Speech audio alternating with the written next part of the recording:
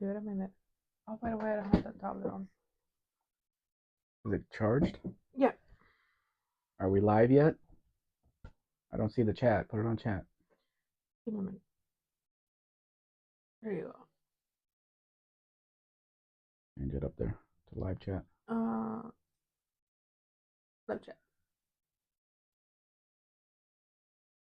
Okay, I can see that we have Dan Eboyd. He was here at the beginning. Are we live? Yes.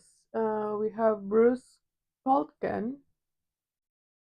He says, looking forward to the Fords. Hey, Bruce. We have Mark Sauvé. I hope I put Fords in there for you. We have Dean Stevenson. Did you say Mark? Hi, Mark. Yes. I was saying it. Well, you were saying hi. We have Dean Stevenson. We have Lester. Hey, Dean. Welcome, Lester. We have Buff Del Campo. Buff. We never know if we're live. It doesn't say anything here. I'm looking for where the time is. Oh, way down there. Okay. Yeah. Okay. Everything is in a different place on this thing. We have Kerosene Cucumbers here. Hey, Kerosene Cucumbers, welcome. We have Mike N. Hey, Mike. It's not the regular smart car. It's the Roadster. It got on the road before the Tesla Roadster did. And we have Jay here, and he says he can't stay long. Why not, Jay? It's Saturday. What else do you have to do? Really? How are you doing, Mike? I need to... You can start the pictures. Sorry. What we're looking at is a Mercedes Class A, which they did not sell in the US, which is probably a good thing. This one is actually a real manual. Some of them have the, I don't know what you call it, but the transmission shifts itself, but it's still a manual. Wife's company Christmas party. A posada. Okay. Don't get too drunk. He has to drive home. Oh. Don't get too drunk. Mike, what's a Boston butt? Or should I not ask? I can't use glasses. I can't see anything with them.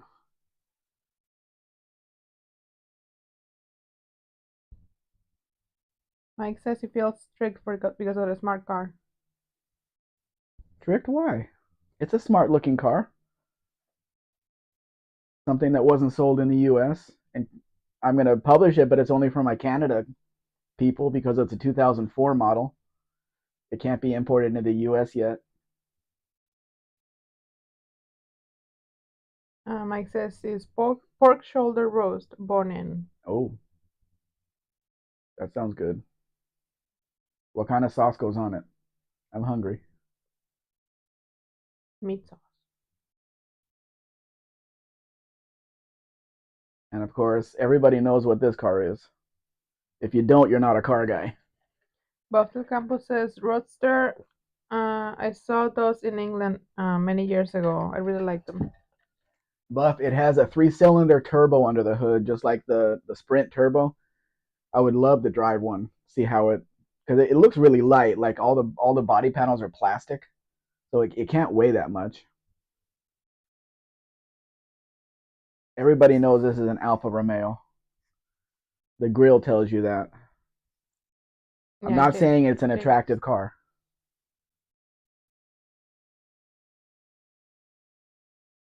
Dean answers, Boston butt is the slightly wedge-shaped portion of the pork shoulder above the standard picnic cut, which includes the blade bone and the lean butt.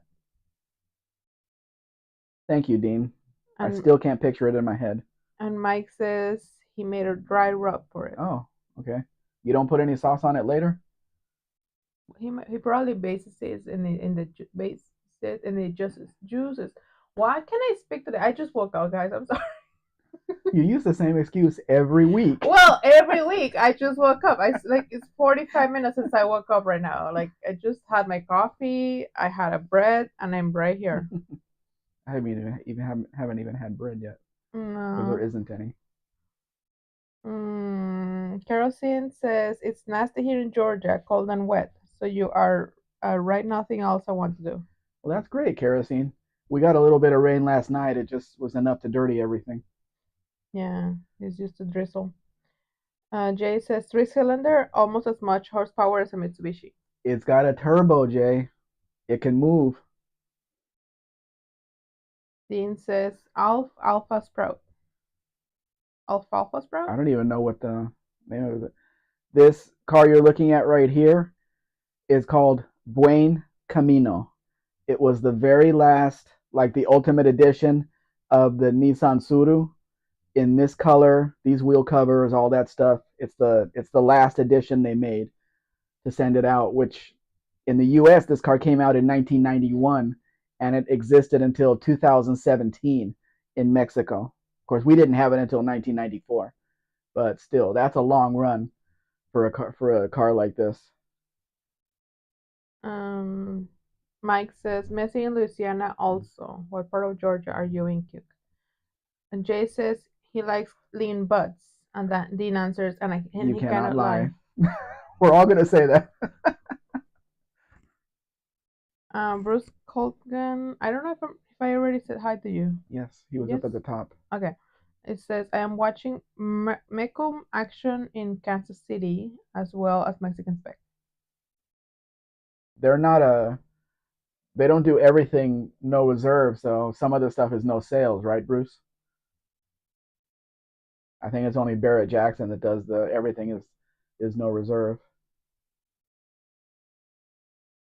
I wonder if these Subarus are gonna have the price, the value of what the Volkswagen Beetle last edition was. Those things are up at 400, 500,000 pesos right now. Absolutely crazy for a Beetle. I don't care what it is. The only thing special about the last Beetle was its color, and it had white walls on it. That was it, and a plaque on the dash. And it was VIN to 2004. The live is really delayed. Oh, Mike's getting on you. Huh? Bruce says yes, some are reserved, some are not. And right above that, Uh, I already said that. I am watching Mecum action as no, Mike. Is it pronounced Meekum or Meckum? It's pronounced it's Meekum. not on this chat. That's weird. Why isn't Mike there? I don't know. You're on live chat. Yeah, but the live this slowed down for a minute. Maybe something happened. That's weird. Can anybody else see Mike's comment that says, is it Meekum or Meckum? Is it on Mrs. Speck's tablet? It's not there. And she's on live chat.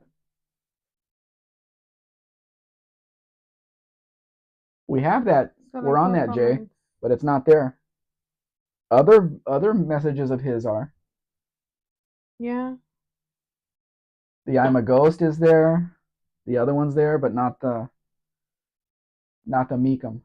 Weird. Hmm.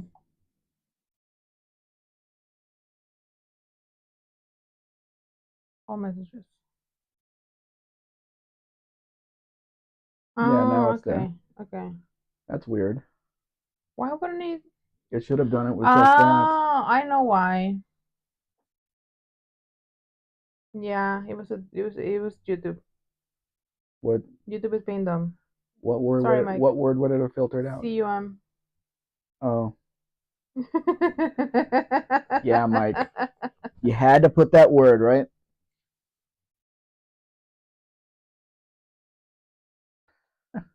So okay, yeah, I fixed it. I fixed it. Mm-hmm. Okay, well, so now we're back into it. Yeah, I'm with the kids. I know why. Jay didn't put him in timeout. Hmm. Tell you him later. Mm-hmm. That's okay. Let me have a sip of I hydrate. wish I could remember what car this is. It's a wedding car, obviously. Yeah, but they're selling it now and asking lots of money. That's weird. You must have all the everything on there, even the bad words. This is an interesting truck because it's a Fargo. It's not a Dodge front. Even on the tailgate, it says Fargo, which I have not seen here before. I've seen Automex, but I have not seen Fargo. I don't know, Lester. I think it was the way the tablet was set that she's looking at. Because No, she, it was the settings. yeah, it was the settings, I had it in top messages instead of all messages. right? But that should have changed when you put top chat to live chat. Mm, I don't know. I don't know. Every device is different. It depends on your settings more than anything. But I usually don't check my settings, so.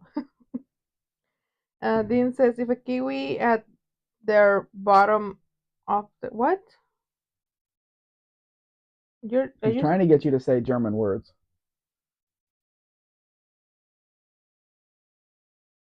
I can't speak German. I can barely speak Did he Spanish. did he answer you, Jay? Jay says I hope Uno comes. I saw him comment on Shopcat's video and I replied to him. Pastor Capo says Canadian, Fargo, in Mexico. I don't know, Buff. I don't know if it was a Canadian Fargo or one got through and was sold here. I don't know. It'd be interesting to find out. Lester says do Fargos go far? Yeah, they go far to Fargo, North Dakota. You're so funny. Mm-hmm. You're so funny. Bruce says, do you know if you're at the bottom of the world, how come the gas doesn't come out of the top of the carburetor? You guys are just confusing me, my We're sense of looking brain. at a 1959 Carmen Ghia. Unlike the other 59 that I showed, this actually has 59 taillights. Doesn't have a 1972 rear end. So just to show a difference in, but still with a Type 1 engine. Everything has a Type 1 engine here.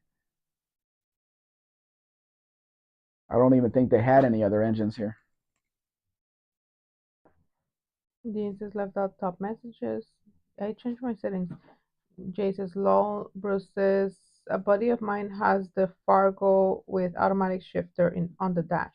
Yeah, I like that. It stays out of your way. Unless you're in an accident, of course, then it goes through your chest. Ouch.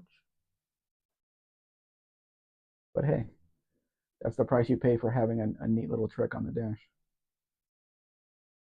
Jay says, do you have to run an updraft carburetor on the bottom of the world? That wasn't a question. He was Ah, stating it. yeah, you have to run an updraft carburetor. Why are you guys talking about weird stuff? Is some Oscar is here? Hey, Pitts Night, welcome. Please not save me. Something's happening in the chat. It says Fargo could have been even better with Mexicans instead of Yopers. I don't know what Yoper is. Somebody should get on that. Dean says I was like 6.5. 6.5 what? Lester says 59 taillights look good. Yeah, they're really small because I think they're 6 volt. They're 6 volt lights, so they didn't need a really big bulb in there. And Dean says gravity inversion, I'm guessing. Well, you live there, you should know how it works. Business says how you doing all? Yo. We're doing pretty good. Sorry, I'm talking like Kim. We're all doing pretty well. Well, here anyway. Except the fact that Mrs. Spec and I went grocery shopping last night, and Don't yell. we did everything we needed to do. Pulled into our little cul-de-sac here. I turn the truck around. I back it in so the cats can jump off the wall onto the truck because they're the worst jumpers that I've ever seen. And the truck just died. The Durango 5.9 Magnum just died right where it was, and it would not start again. Like there was no fuel pump, and the fuel pump's only about a year and a half old. I went out this morning and I heard the fuel pump go, and I started it again, but I can't trust the truck, so I can't take it anywhere. So I'm just wondering what the heck's going on with it now. Yes, it's a beautiful 62 Ford Buff. Business says Yopers are North Dakotans and Minnesotans. Oh, thank you. Buffalo Campus says 62 Ford. KJ Kelly is here. Hey And KJ, KJ. welcome. And it says that Carman is a 7 slide 8 scale copy of a Chrysler concept car from the 50s. Yeah, and they did pretty well with them too. Crash Road Runner Garage is here. Hey, Crash Road Runner Garage, welcome. Business says good to hear. I'm cold. It's cold out. I'm hibernating today. Yeah, we don't get cold much really here. No, it just started to feel like it's chilly here, but it's still like nice I out. just walked out the side door and the sun is beating me on the face, so Yeah. it's still warm out here. Josh Homan is here. Hey Josh, welcome. He says good to be here. Jay says I never heard the term yuppers, but I'm from Buffalo, man. I think he means Yoopers, which are the Upper Peninsula people in Michigan. Yuppers? I don't know. Dean says because the rest of the world is truly weird. Mrs. Mexican Spectre. Okay. Dean says I just know it works, not why IT works. Why it works.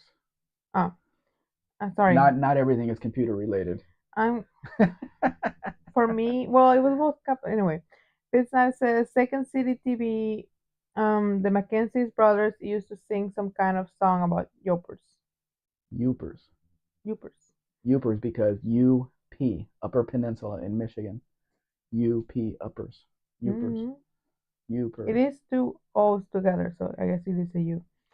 Um, Jay says, did you know that built did you know that built three supercars in the 1980s with a top speed over 200 miles per hour? Who did? And Jay says, Mrs. Spec should be the sun and beat on your face. Which was the face? I don't think she would do that. No. She doesn't want to start anything like that. Dean says, rash coat gunner. Business says also true spec. I use the term Jupper way more broadly than just the Peninsula folk. Okay. Jay says yes, I've heard of Upper Peninsula. Uh, and then he says Oldsmobile. Crash Road says 16 degrees here in Minnesota. That's a little cold. 16 Fahrenheit or Celsius? There, it's Fahrenheit over there. Okay. So it's like 16 degrees below freezing. It's finally sunny out here. We've been overcast the whole freaking week. We're sunny and we are at 25 Celsius, which is, let me check that temperature unit, Fahrenheit, 77. We're at 77 Fahrenheit. You're just rubbing it in now. But it's a nice day, but it's gonna go down. Yeah. No, it's gonna go It'll go down down to into six in the 61. yeah 60s tonight. Oh, no, they didn't. Um, Chris is here. Chris Freemaster. Hey Chris, welcome. This is our car, just with a roof, and what the car looked like when before they cut the roof off of it. I like it better with the roof. Yeah, Looks me much too. nicer. This Buick Wildcat I have out in the backyard. I need those wheels though. Those are the wheels that I want for it. There's a Chevy pickup truck in town here that has those wheels on it, and I want the wheels from it. Business says Jupers needs two syllables to say boat. It's more like boat. Okay. I don't have double shifters though. I don't know what the hell that is. My dashboard Mm-hmm. and my steering wheel. Mm, Dean says warming up, Chris. Chris says the machine. Business says really, I just brought up Jupers to hear Miss Anna struggle with the pronunciation. You guys are rude. Jay says, I'm ready for spring already. Crash answers Fahrenheit. Chris says to Jay, you have 6 months to wait then 6 months. for spring.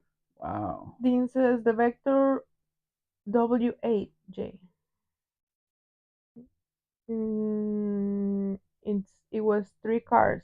The W2, W8, Rip, Mr. Weigert. Weigart. Weigert. Lester says, would any similar GM roof work? I'm not sure, but they made it into a convertible. I have the folding convertible top and all that. So it is a functional convertible if I put the top back on it. That's a future project. Dean says, spring forth, my little sprig. Jay says, Oldsmobile Aerotech. Aerotech. No, I didn't know Oldsmobile made anything like that because they were not the performance division of General Motors. Dean says, oh, a fully GM car, not just a Vector. What's your vector, Victor?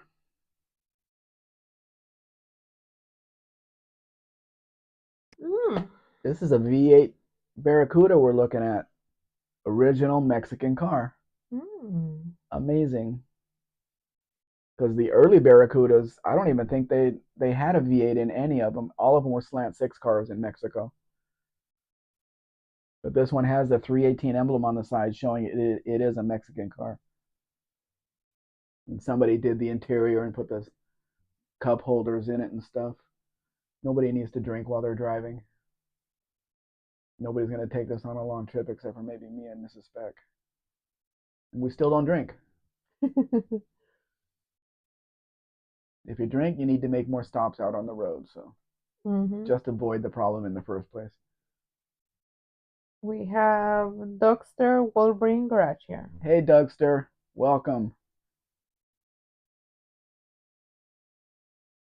And Jay says, I just saw the story about the Aerotech. About the Aerotech. I worked at an automobile dealership in the late 90s. I've never heard of it. Guess they didn't want the story getting out. Bobsel Campos says Barracuda with a column shift automatic. Yep. Not very sporty in Mexico. But on the other hand, that's the way Uncle Tony likes it. He says every muscle car should have a column shift automatic, unless it's a stick. Did I say hi to Glenn Nickerson? No. Glenn Nickerson's here. Hey, Glenn, welcome. And he says, Mexican Spec, do you like gladiator movies? That sounds like a loaded question, like you're trying to find out if I like something else or something. The answer is no. I mean, I watched them, but not really interested. Not your cup of tea. Dean says, what's your clearance, Clarence? Now these are all quotes from Airplane. Jay says, have you ever seen a grown man naked with it? Dexter says, have no fear, the Dexter's here. Jay says, I speak jive. Yep. We all do. Now we have to. Dexter says, ooh, Barracuda. Dean says, Roger Victor, Roger. What? Jay says, my Lambo has a column shift automatic. Jay, you should put Lambo in quotes. Don't be rude. Fitzsign says, woof, old dealerships in the 90s, 2.5 liter Iron Dukes under every other GD hood.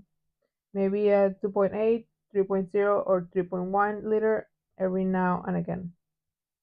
I'm sure the Sierras had mostly the V6s in them. And what other cars did they have? The Alero, Aurora. The Aurora had a V8 in it, didn't it? The North Star.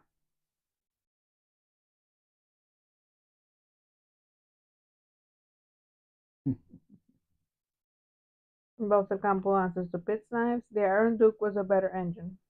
People like more power than that, though. Get the car moving. Dean says Ford obviously agreed with the Talladega lots. Lots were column shifts. Yeah, why not? Easier to grab.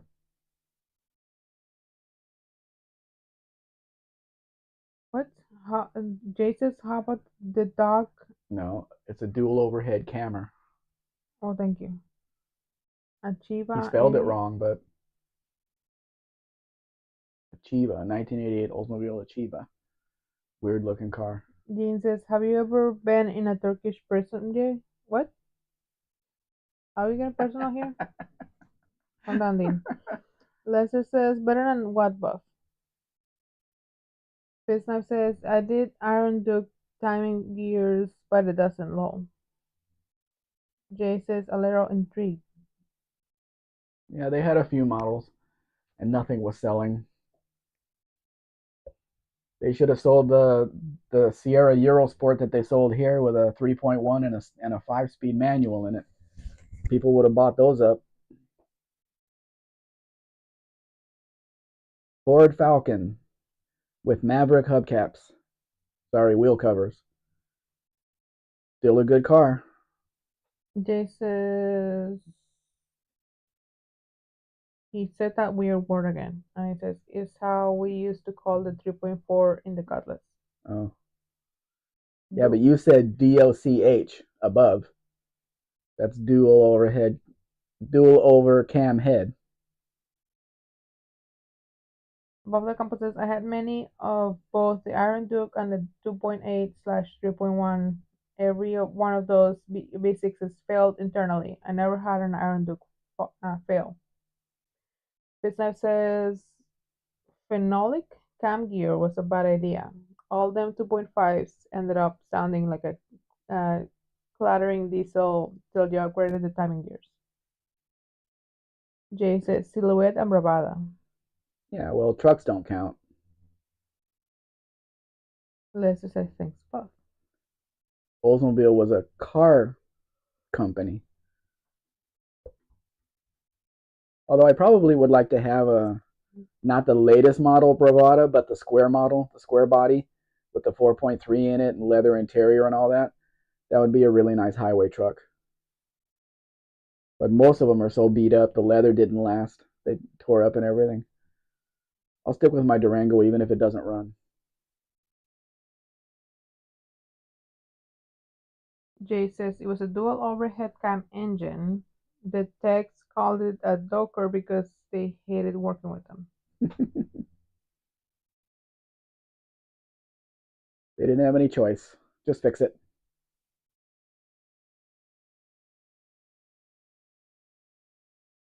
Mhm. Dual overhead cam Doker. That's like saying VIN number, vehicle identification number. Everybody seems to say that though on YouTube. Just check the VIN number. Business says they are a brick with a plastic cam gear. I did kind of love the Duke. I also had a Beretta 3.1 that ran like a striped ass ape and got 28 miles per gallon between Virginia and home. We had one of those too. I bought it in 2007, sold it in 2010. The top of the line Beretta. Forgot what it was called. You remember what it was called? No, The top of the line one. and I was white. Well, do you call it an ATM machine, Lester?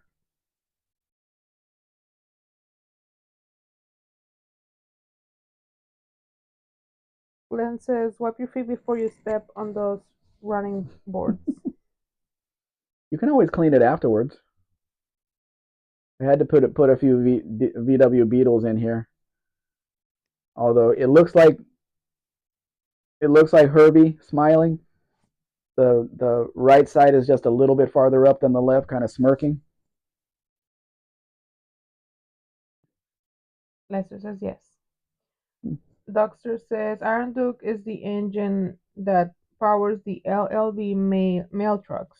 Iron Duke is good in in severe services for about 200K. Did you get Dean up there? Dean says Homer Simpson doctor. Did you get that one? Huh? Oh no. And Dean says half of the Campo Chevrolet's antidote to small block 60 Degrees. degrees V6 supremacy, the 2.8 and the 3.1, and also the 3.4. Jay says, Max check the fuel pump wiring harness where it plugs into the body harness. The terminals melt. I have video of one. Where's that? Right by the master cylinder? It's a Durango. I know where it is on an old car, but I don't know where it is on this one. Snap says, lol, facts Doug. And Doug, they went in a lot of airport tow and baggage rigs too.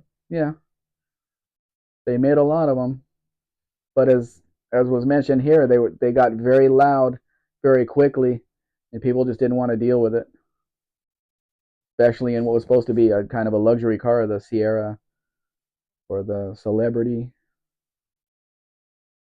Your whole neighborhood wakes up when you start your Iron Duke.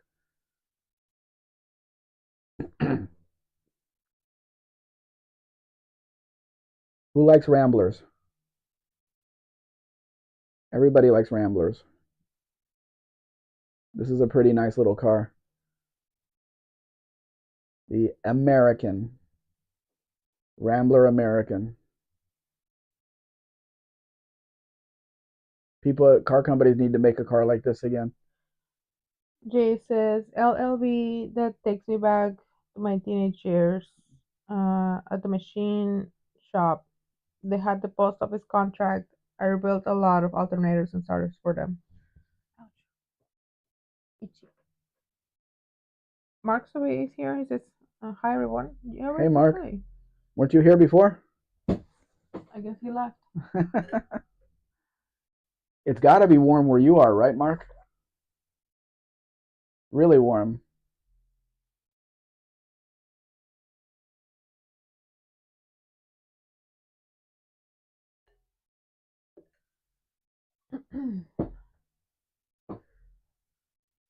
This says Willie Jello Grumman. I think people are going to like this one. Not my, I don't like them though. Hmm. Mark says, I was AFK though. Okay. You know what AFK means? No. Away from keyboard. Oh. Mark, you're too old to use things like that.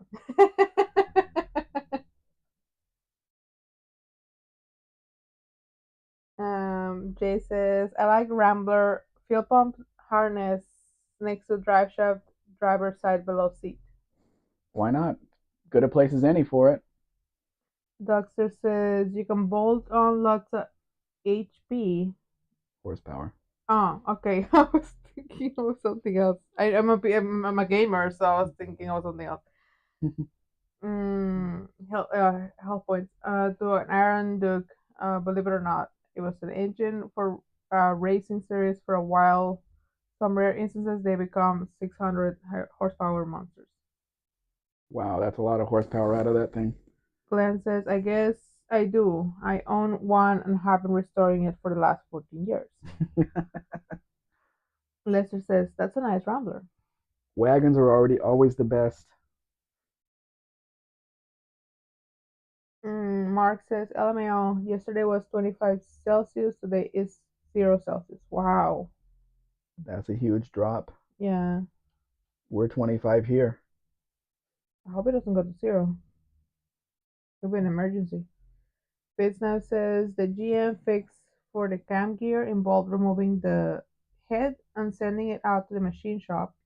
It was like an 18,000 repair, $1,800. 1800 repair back then. I could crush them out with a chisel and small press inside. Mm, Jay says Mrs. Spec is a gamer. Kind of. I do like the game. Duxter says, what a beautiful car, Duxter. Duxter approved. There's a few decent cars here. I wouldn't want to drive it on the street though. I'm sure it'll get ripped off quickly. Dean says both Jamie and Jay have the same U.S. postal contract routes. Yeah, And they both hate them, right? Dean says Willie Jello is an English YouTuber who has an EV Grumman LLB. Mark says minus 25, Mrs. Spec, low. Oh, Oh, oh, okay. it wasn't 77 degrees there, and then dropped to zero. Oh, okay. It was negative one. Okay, well at least I came up then, going in the Yeah. right direction. Where did I read it wrong or where is it?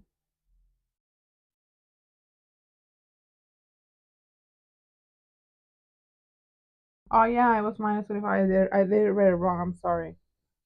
Well, the negative is really, I'm really not used small. to. I'm like used to minus. I'm sorry. Dean says Willie Yellow is a sock puppet, and both he and his LLB are 1/64 scale. Jay says yes, Mrs. Speck missed the minus sign. I'm sorry. Jay says he's north of me. Will the trail is here? Hey, Will, welcome.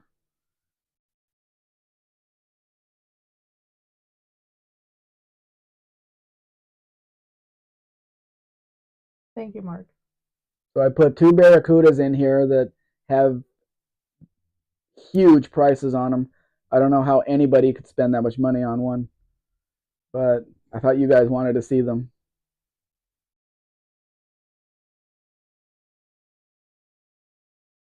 Doctor says it's currently 4:34 p.m. and the balmy 30 degrees Fahrenheit. It was 9 degrees Friday morning at 6 a.m. You got to be prepared for that. That would kill us because we're not prepared. We don't have cold weather clothes here, No.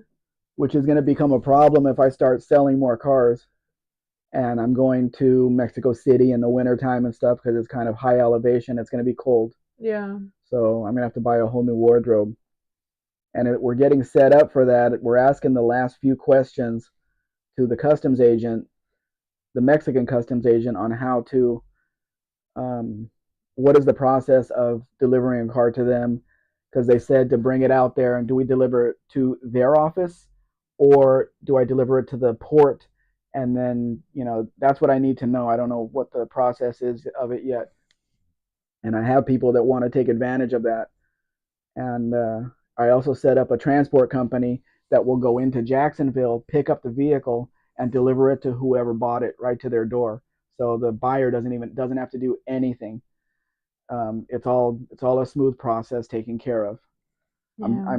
I have asked the same shipper if his drivers will come into Mexico at the Nogales border, pick up the vehicles, cross them, put it on the truck, and deliver it with a smooth process there to the buyers, because I would rather deliver it to the driver of the transport truck than to a middleman, and then he would have to deliver it to the transport truck.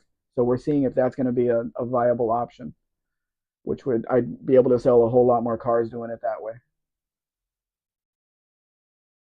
Uh, Dean says Mrs. Mexican Spectre is absolved from any wrongdoing ever. Thanks, Dean. Jay says Barracudas are cheap lately, unless it's a 426 Hemi. Define cheap, Jay.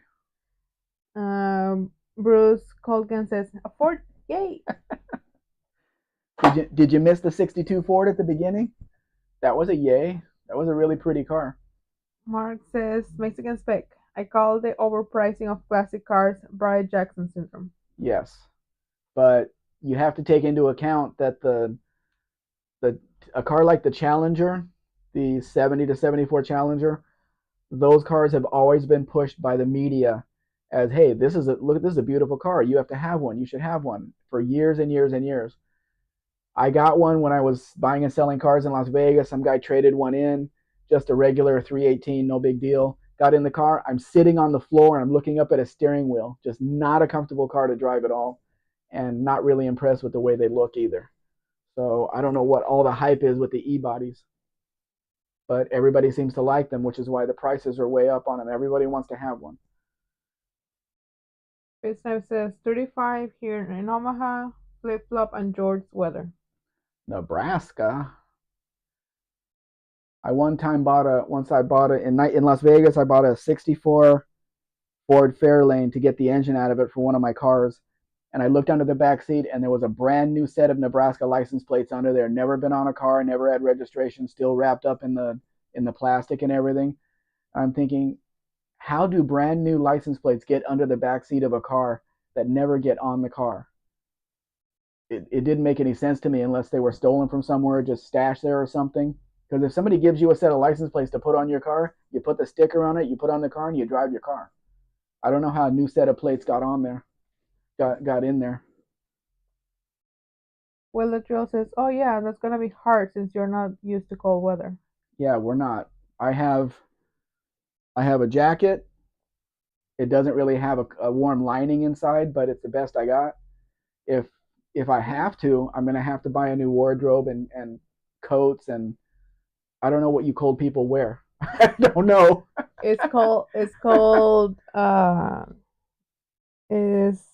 ay, no me acuerdo cómo se llama, pero es una ropa interior. It's literally a long sleeve Yeah, shirt the long and johns. I don't know what that is. Yeah, that's very uncomfortable when you. Okay, that's fine for outside, but you get on the airplane and the airplane is warm, and then you go into a hotel room that's warm. Yeah. So I don't know. We'll see.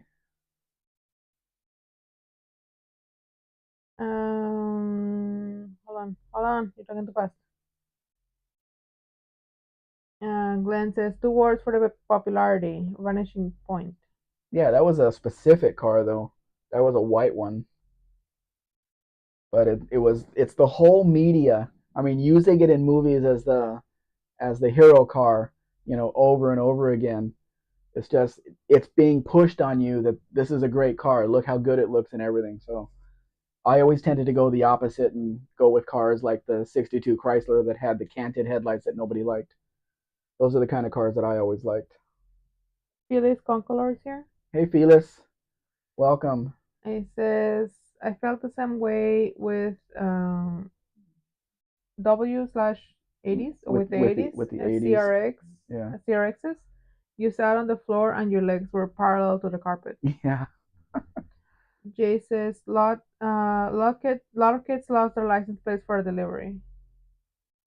And Doctor says invest in good base layers like Under Armour or thermal underwear. Yeah, that's what I was thinking. Thermal underwear. yeah. That's what I was trying to say. And cover your head lots of body heat loss and good thick socks. Dress in layers for cold. Take off what's not needed. Socks I have. I have socks. You don't have thick socks. No, but I have many different pairs of socks. So they become thick socks. Yeah, but then you have to take them off. And I have a UTG hat. Do I need anything else? Yeah, that's not protective. It protects him. No, darling. I'll help you get prepared for cold. But the problem is that we don't. You know what we can do? I don't even know if we'd be able to go to the store here and buy the stuff. No, we can't because they don't sell it here. That's what I was literally was gonna say. I don't know if we can even buy it here. No, but next time we go to Nogales, we can. Yeah, maybe. This car that's on the screen right now. Tomorrow, I have an appointment with the owner that we're gonna go look at this car and do videos on it and get it started and look at the documents and everything because it is a Mexican 1974 Mustang 2 with a factory V8 in it, and I want to see the paperwork that shows it's a '74 with a factory V8 in it, and then show how they put it in there to show the Mustang 2 people that yes, it is a real car in Mexico. Dean says unless the plates say execute Mexican inspector, then you don't put them on. No, Mark says LMAO, you call people. you could be exactly. Jay says I was scraping ice off the car in shorts and a t-shirt in the morning. Well, it may take a while for it to get to you. No. Same thing happened when I moved up to Oregon. I became used to the cold up there. Then I come back to Vegas, and everybody's got coats on, and it didn't even feel cold to me. But I've been here for over a quarter of a century in this warm weather, so my blood is really thinned out. So yeah. I'm going to need to layer up to be in those areas. Yep. Glenn says cold people wear layers upon layers. I would rather be warm than cold. The difference between the warm weather versus the cold weather is that you can always do something to fix cold weather, but not something to do to fix warm weather. Like, You strip. yeah, you can strip, but if when it's 45 degrees Celsius, even if you strip, you're still fucking hot. Yes, you're sweating. That's the way it is. No, you can get like a heat stroke. Cleans out your pores. You can get a heat stroke, and you're like, there's nothing else you can do. But with cold weather, you put layers on, and And you you, still get pneumonia for mm, breathing it in. anyway. Pitsnipe says there was a quiet revolt, quotations, around here when I was a kid. I don't remember why, but these farmers and their wives were pissed about having to bolt plates on. They tossed them in the rear window. Oh, sounds like something not to be upset about since every car always came with a place to bolt the license plates on. Bob Del Campo says, I just put on more sweatpants under my jeans and more sweatshirts. Pitsnipe says, fleece lined jeans are cozy. Ooh, that sounds nice. I haven't heard of that before. Sounds kind of hard to put them on and walk around. No. Phyllis Conqueror says, and a 10-seater too. And Dean Stevenson says, wow, that's sharp. It is a nice Mustang, even though we're looking at a Pinto now.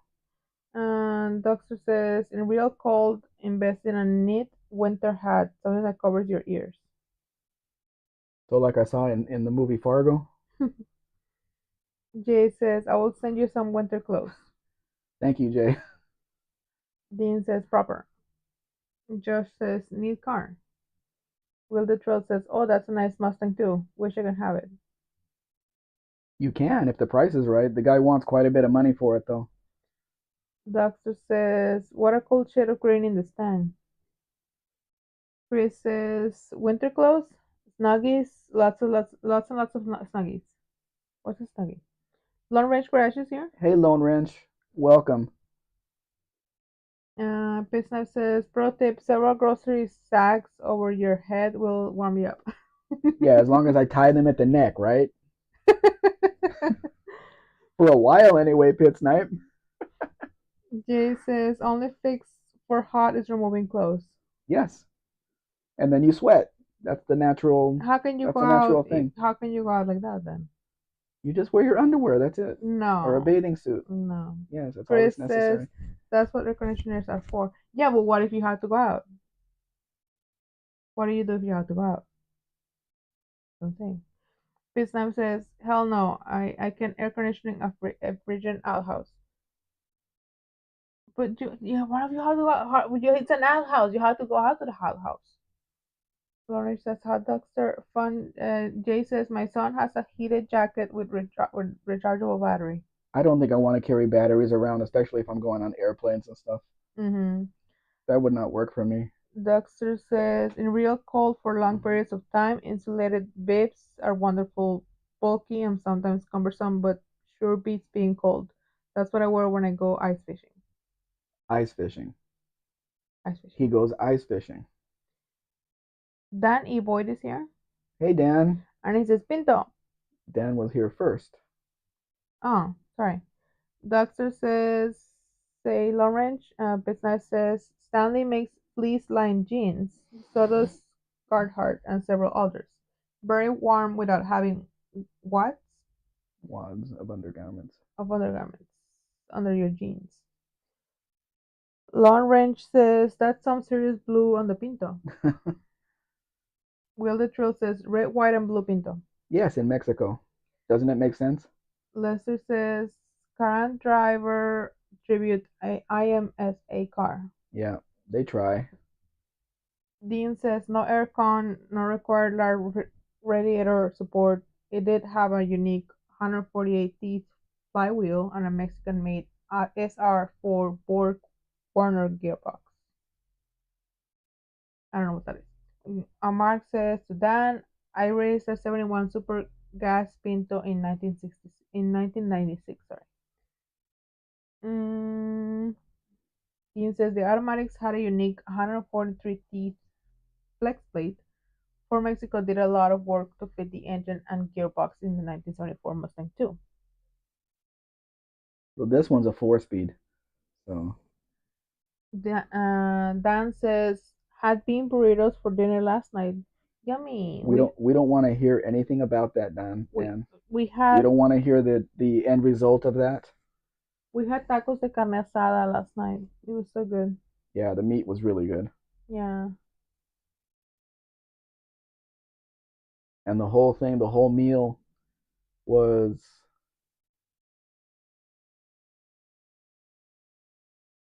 like $18 for both of us. It was really Yeah. good, and we both had 2 tacos each. So Yeah. Mine had cheese. yeah, cheese doesn't work for me. Glenn Nickerson says you're covering every compact Ford ever made today. Oh, look at this! I want this Pinto so bad.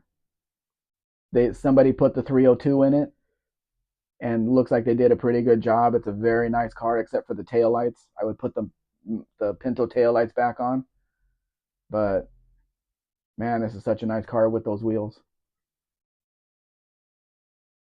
Fitzknife says I just heated up a hunk of lasagna the size of a cinder block and twice as heavy. Oh, you're making me drool. I want lasagna so bad. I want to go to Guadalajara again because in the mall they have a place that sells lasagna. I had it last time. I had a small portion. They have a small portion and a large portion, Mm-hmm. and I want it again so bad. It was so freaking good. It was made right there, so it was like it was house made. It was so freaking good. I want it again. You can Oh, have your lasagna, and I'll have my barbacoa. oh, it was so good. Oh, and now I'm hungry. Dang it. Doctor says Danster. I already know. I don't know what that is. Chris says that green Maverick is pretty sharp. It did look nice. Dean says the Maverick had the special Tremec made Orion gearbox in its later years. A 3.03 three-speed gearbox with an extra ratio. Will Trill says I still have thoughts of finding a Mexican 302 for my 85 Mustang GT. There's nothing wrong with her original engine. I just don't want to beat on her as and she blows up. Beat on her and she blows up. Mm-hmm. Mexican 302 is my answer. Well, if you buy a Mexican Mustang, you can switch the engine and put your engine in the Mexican Mustang, and then you can beat on it all you want to. Long Range says I love the green Maverick. Fitsnap says I crop dusted the cat last night. What? The cat? You don't want to know. She's still mad at me today. Wait, She'll get over it. Dan says, Doctor, they're doing their jobs too. Dean says, essentially, Ford Mexico did all the development for work for Ford USA refused to do in 1974. Look at that engine in the Pinto. Wow, that's gonna move that car Hmm. Sorry. really well. And it doesn't look like it's a V8 Pinto from the outside. That's the best part of it, except it, except where it says 302 on the side, which you don't leave on there. You don't want to advertise. Doctor says, Mustang engine in a Pinto equals Minto. Lol. Dan Evoy says, lol, pet snipe, Dutch oven. Glenn says, Mrs. Spec, do a GoFundMe for Mr. Spec. For what? GoFundMe, it doesn't work in Mexico. No, we're not allowed to use it. No. Dean says, Mentos photos? But if it's an F-150 engine in a Pinto, that would be a Finto. Oh. Lester says, more Pinto. Business says, burger, sausage, beans, rotel, black olives, chopped onion, mushroom, and magic. It's pretty awesome if I do say so myself. Aw, you're making me hungry now. I'm really hungry. I got really hungry. I just had some carrot bread and I'm starving. Uh, Only have a little over an hour to go, but we'll probably go 30 minutes more. I don't like you. Krishna says nope. Then it was just a flyby. She's too sensitive. Uh, Dean says Mentos. Jay says lol. Grabs us to the cat. Like with the machine? No, I don't know what the guy with said honestly. himself. I don't know what that means.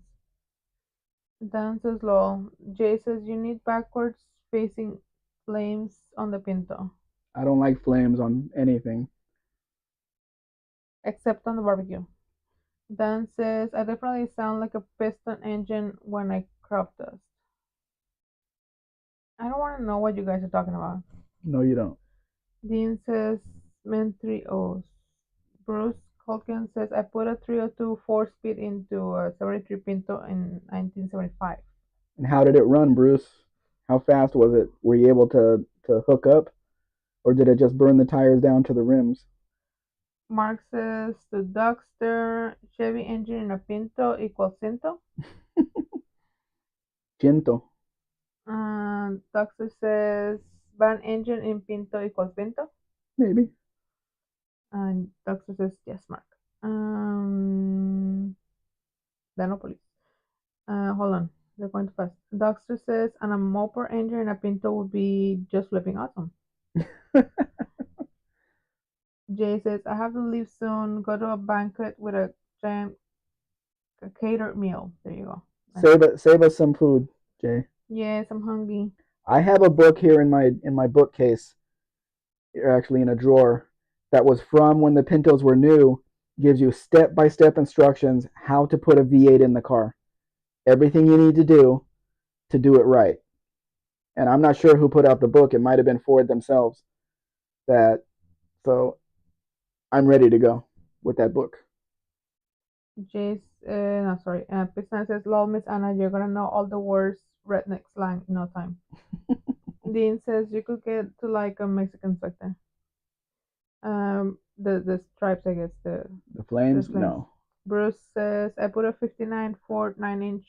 What's a post in 1, Probably huh? 410 gears. 14 years in the Pinto bolted right in. It wasn't too wide for the car?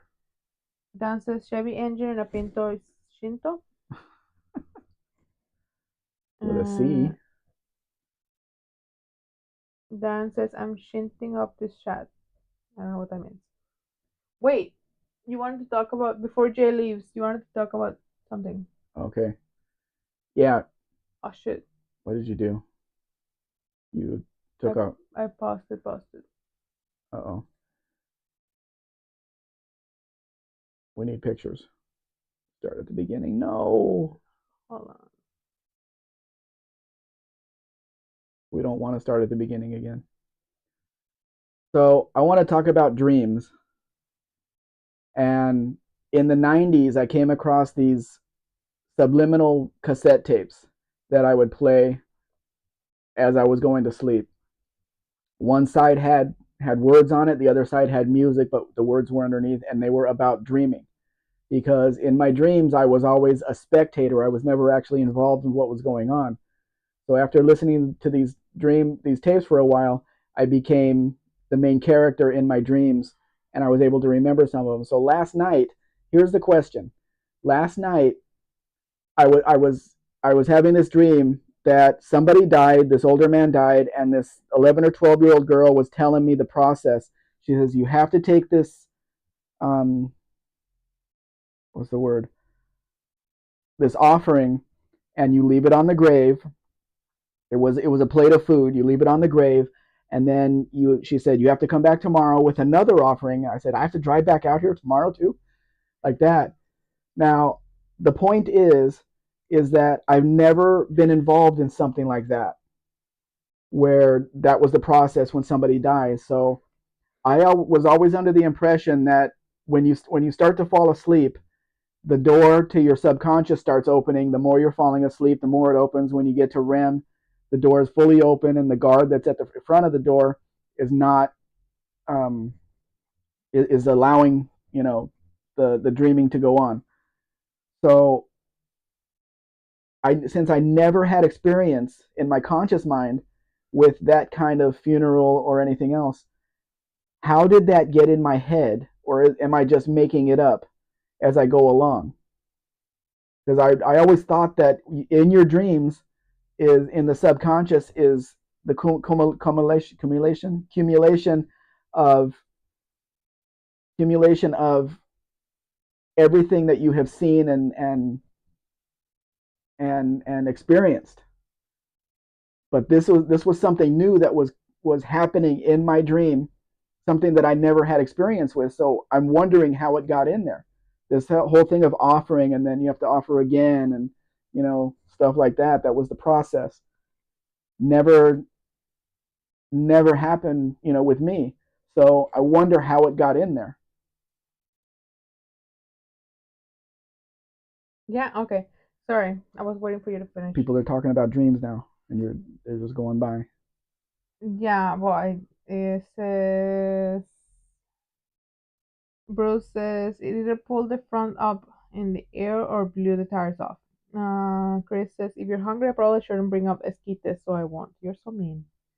Dean says just gotta use the 143 or 148T started drive to make it small enough to fit without hard work. Chris Knife says, my goodness, I layered an American deli cheese. Slices then covered in sharp cheddar. I can literally feel my arteries hurting. You're so rude. Jay says, Mrs. Beck does great with slang and pronunciation. I try. Mark says, I had found a book like that, Mexican Spec, but to put a SBF in my '84 Ranger, it definitely helped. Good, Mark. Dan says 12 volts, Posey Hertz shifter, Elderbrook intakes. Hold on. Yes. Dean says we pronounce you blameless, Mrs. Mexican Spectre. Glenn says kid I went to high school with put a 302 in a Pinto, then a Cleveland, and then a 390. Still use the original radiator. Did 2 miles from school. We'll try to get home before overheating. Dean says I did those too. Dexter says tonight we are doing steaks and I'm cooking them on the grill outside. It's gonna Mm. rock. Mark says I remember those tapes. To you. Yeah, I had a lot of different tapes, but that was the only one I actually used. Dean says I turn out normal. That's not true. Dan says can't hear the stream because I'm standing next to a giant oven to keep warm. Prisnev says you're talking about lucid dreaming. Well, not necessarily lucid dreaming, but it's one that I remembered. Lucid dreaming is when you're in a dream and you're controlling everything, you're changing things. I'll get to that story in a little bit. Dean says you can feel the difference, you can see the difference. Jay says if someone dies in your sleep, someone you know is pregnant. Oh, be careful with that. Dan says lucidity is boring. Not necessarily. Chris says maybe it's a memory from a previous life. That is possible. Dean says unless you a Kiwi, then it doesn't work. It also doesn't work with Welsh people. Mark says to Mexican Spec, I think it also includes your imagination. So the process was just made up by the girl in my dream. It's just weird. It's just weird to me. Dan says, if a tree falls in a soundproof room, will anyone hear it? Yes, because somebody has to go in and pick it up. Olive is here. Hi, Olive. Welcome. She says, hey, hey, Mex and everyone. Oh, I see an alpha. Um, Doctor says, at the local Native American cemetery, the high-ranking people are buried with a roof above their grave, only about 2 foot high, with a small hole on one end for an offering like sweet grass or tobacco. Mm. Dean says it happens when listening to certain songs from Queen. Queen's Psyche? I don't know. Prince Knife says our dreams are the brain reorganizing and filing memories in some kind of order. And the brain also invents things to tie the odds and ends together. It's hard telling what put you on that track, Spec. And Dan says Welches make good jelly. How do you know that? That sounded creepy. Didn't it sound creepy? Sounded creepy to me. Olive says, "What then? I'm in a soundproof room and a tree fell on me." Dean says, "Hear what then?"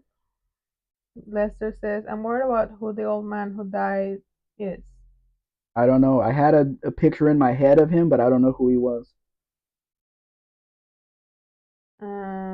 Dan says to Olive, "So were you able to hear it?" Uno's here. Uno, welcome. Yes, you're very early. And Olive answers, "It's debatable then." Glenn says, "You're reading between the lines too much. The mind is just flushing out junk files.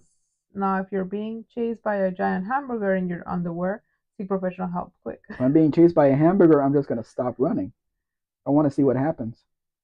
Dan says, "I have an ear infection." Oh, that sucks. I'm so That sorry. hurts. That hurts. Yeah. Yeah, I'm so sorry. I used to have him a lot when I was younger. Dean says, "Just in time, Juan." Uh, Dean says, "Try more gin, Dean." Dan, sorry. Dan says, "Hamburgers know better than to chase my gluttonous."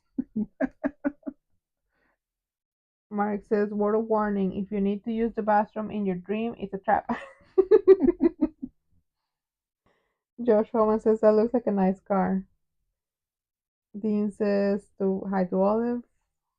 Uh, Dean says, "Deanster, I'm at a job about 5 hours and I'll be driving in." Vintage Adventurer drives is Hey, here. hey, Tanner, welcome.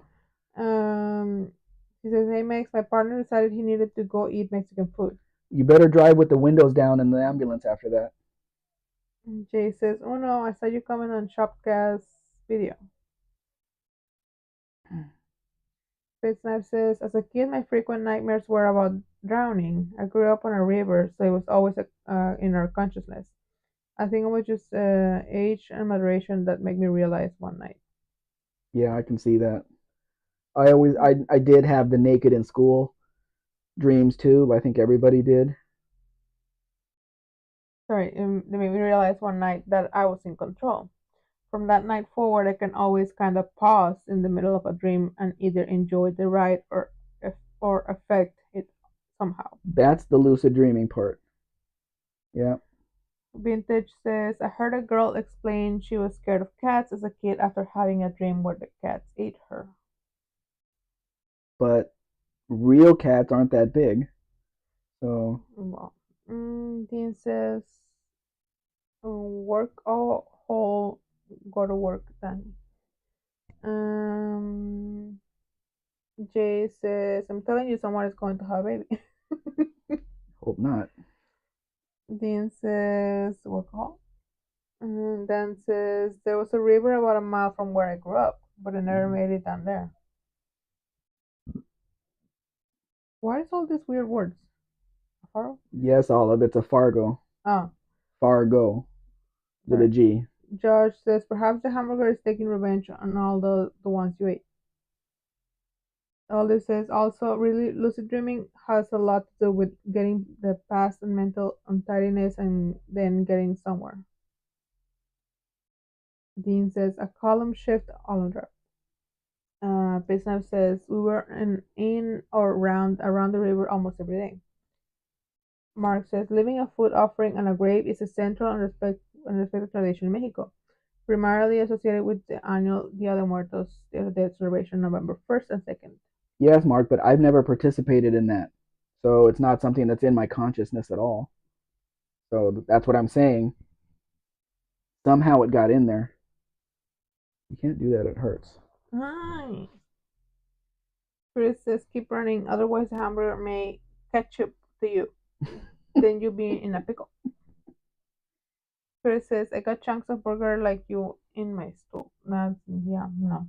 Mark says, this is a celebratory event where families temporarily reunite with the spirits of their deceased loved ones, not a morbid or spooky occasion." Yeah, I know. Yeah. Dean says, "Like electrons, but with three on the tree." Chris says, "Sudan, that's one of the best SNL skits ever." What? Um, Uno says, "Do you have a decal or small batches that says Mexican Spec with your number so when it crosses the border, people can see where they got it?" No, I don't put anything on the client's cars. I don't want anybody here in Mexico to know that that car is associated with me. Also, It's a also, safety thing. also, with the tension that is happening right now in the U.S., we don't want any Mexican word in a vehicle right now. Yeah, Lester had me take all the identifying markings off the car, but it's in his garage, so nobody sees it anyway. Right, Lester? Mm, Olive says, "Yeah, Mark, we got a similar Irish thing." Chris says, "Sharp Carmangia." Dan says, "Steve kick his ass." Mark says, 10-4. Dan says, "Well, okay." Chris says to Dan, "Cyanide O'Connor." Uno says, "Oh man, too bad about that Lupo third, but I'll take one of those Kias. Make it two sedan convertible. Two sedan and convertible." Vintage says, "The girl who was afraid of cats is only 4'11", 150 centimeters tall as an adult." 150 centimeters tall as an adult?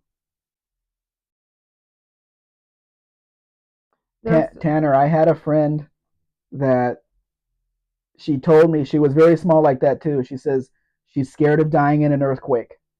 And one time I went over to her house with her. She had a big bed, I don't know, a queen size bed with a huge bookcase as a headboard, and it was not bolted to the wall in California. I said, that is exactly why you're scared to die in an earthquake, because that thing's gonna fall on you and kill you. I mean, it's like you're asking for it. Bolt that thing to the wall so you won't have that trouble. Dan says, "Yeah, well, stay off the funny stuff, Ringo." Mm, Olive says that Carmen Gia looks nicely done. It's a pretty nice car for a 59, Olive. Jay is leaving. He says, "Good night, everyone." Good night, Jay. Bye bye, Jay. Mark says to Olive, "Meh, it's missing a bald cap, lol." Dan says 1962. Yeah, the Ford. Uno says, "What identifying markings are on the cars?" Just whatever they come with. I don't put anything extra on them. I don't put stickers or anything on it. Yeah, but some like what we took off the Lester's car Oh, was Lester's car. the All Mexican cars, when you put a license plate on it, you put a license plate sticker on the window, and then you put registration stickers every year after that. During the 90s, they give you a new license plate sticker every year because you had to keep changing the license plate. It was the same number just with different years on it. So there were license plate stickers all over the back window and the side window. So I took all that off for him, and he just has clean windows now. yeah, because they were obviously Mexican. Yeah. So Dan says Sunliner. Bob the Campo says, "Do all Mexican states require those license plate stickers on the windows?" Yes. I don't know if it's a requirement, but it comes with a license plate, and it's a safety thing that if your car gets stolen and they take the plates off, you still have the license number on the sticker to try to find the car. What's the That's what I think it is. sorry? What's the thing that they were charging because of the Olympiadas? Repueve, something like that. Tenencia. Tenencia. That they Yeah, stopped charging the tenencia on some places, right? yeah. They don't charge tenencia anymore. They ended it like 7 or 8 years ago. They're saying they're gonna do it again. Great, Mm-hmm. great. They put in tenencia to pay for the 1968 Olympic Games in Mexico, and they just stopped collecting it 7 or 8 years ago. And So, they're saying they're gonna do it again because I think there's some the football thing is well, next or we'll whatever. I try don't not know. to register cars here. No, everywhere. Doesn't matter. Well, anyway.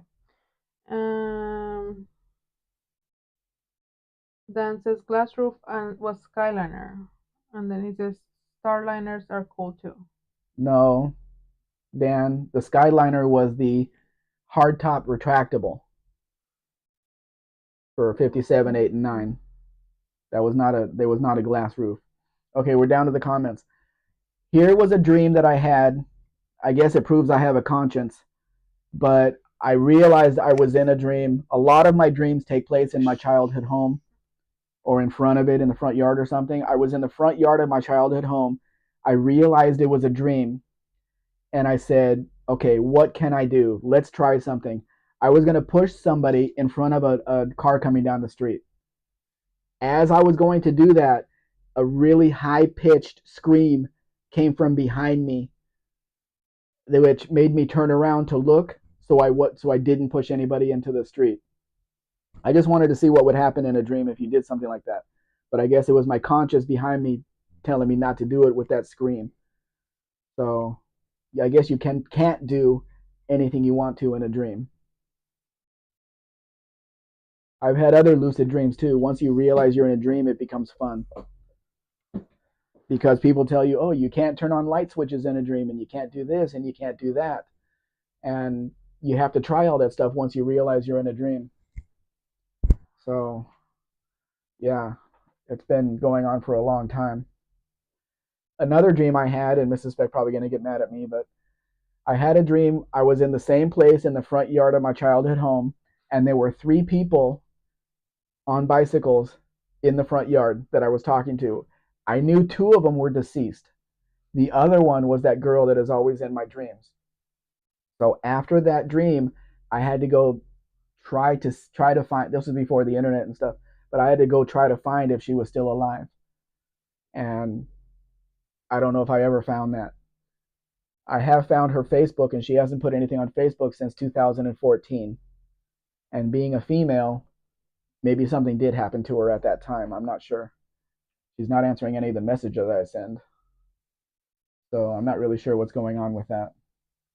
But can you advance it to where we were before? Yeah, but I don't know where.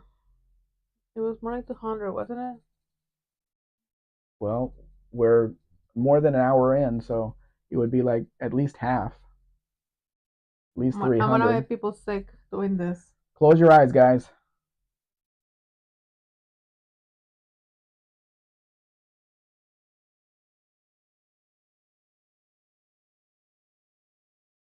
Mm, Let me know when to stop. Stop at 300.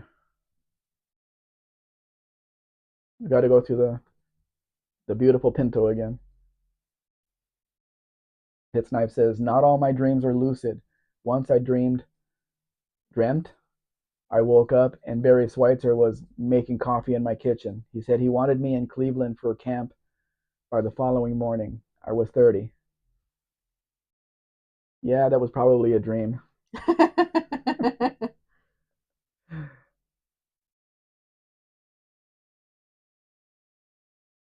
I don't think I dream with famous people or somebody that I recognize or anything like that.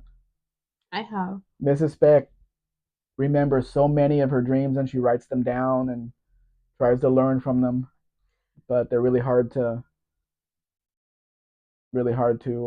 interpret. I have like I remember so many details of my dreams, like so many details. And it's best when your alarm goes off, you push snooze, and you go right back to the same dream. That's difficult for me. Yeah. Uno says it's only 20 minus 25 Get the minus. minus this time, -25. Uno says it's all only minus 25 and snowing here. Can we have an ice cold Coca-Cola Clásico and non Whitman spicy quesadilla and some chips? Sure. You have it up there. Can't you just put the Coke out in the snow to cool it down? That would save a lot on refrigerator costs. You guys are so lucky. You don't even have to have a refrigerator. Right outside your door is you put all your food. Hit Snipe says, "It was nuts. All night Barry chewing my ass as I ran around packing and looking for cleats that I hadn't seen in over a decade." We're gonna read something into that, Pit Snipe. What really was going on in your head at the time? Uno says, "Try flying next time you have a lucid dream, like Iron Man, hands and feet as rockets, so you see if you can." I did have a dream like that During the day, if I take a nap, I can sleep in warm temperatures. At nighttime, I can't. I can't sleep if it's warm.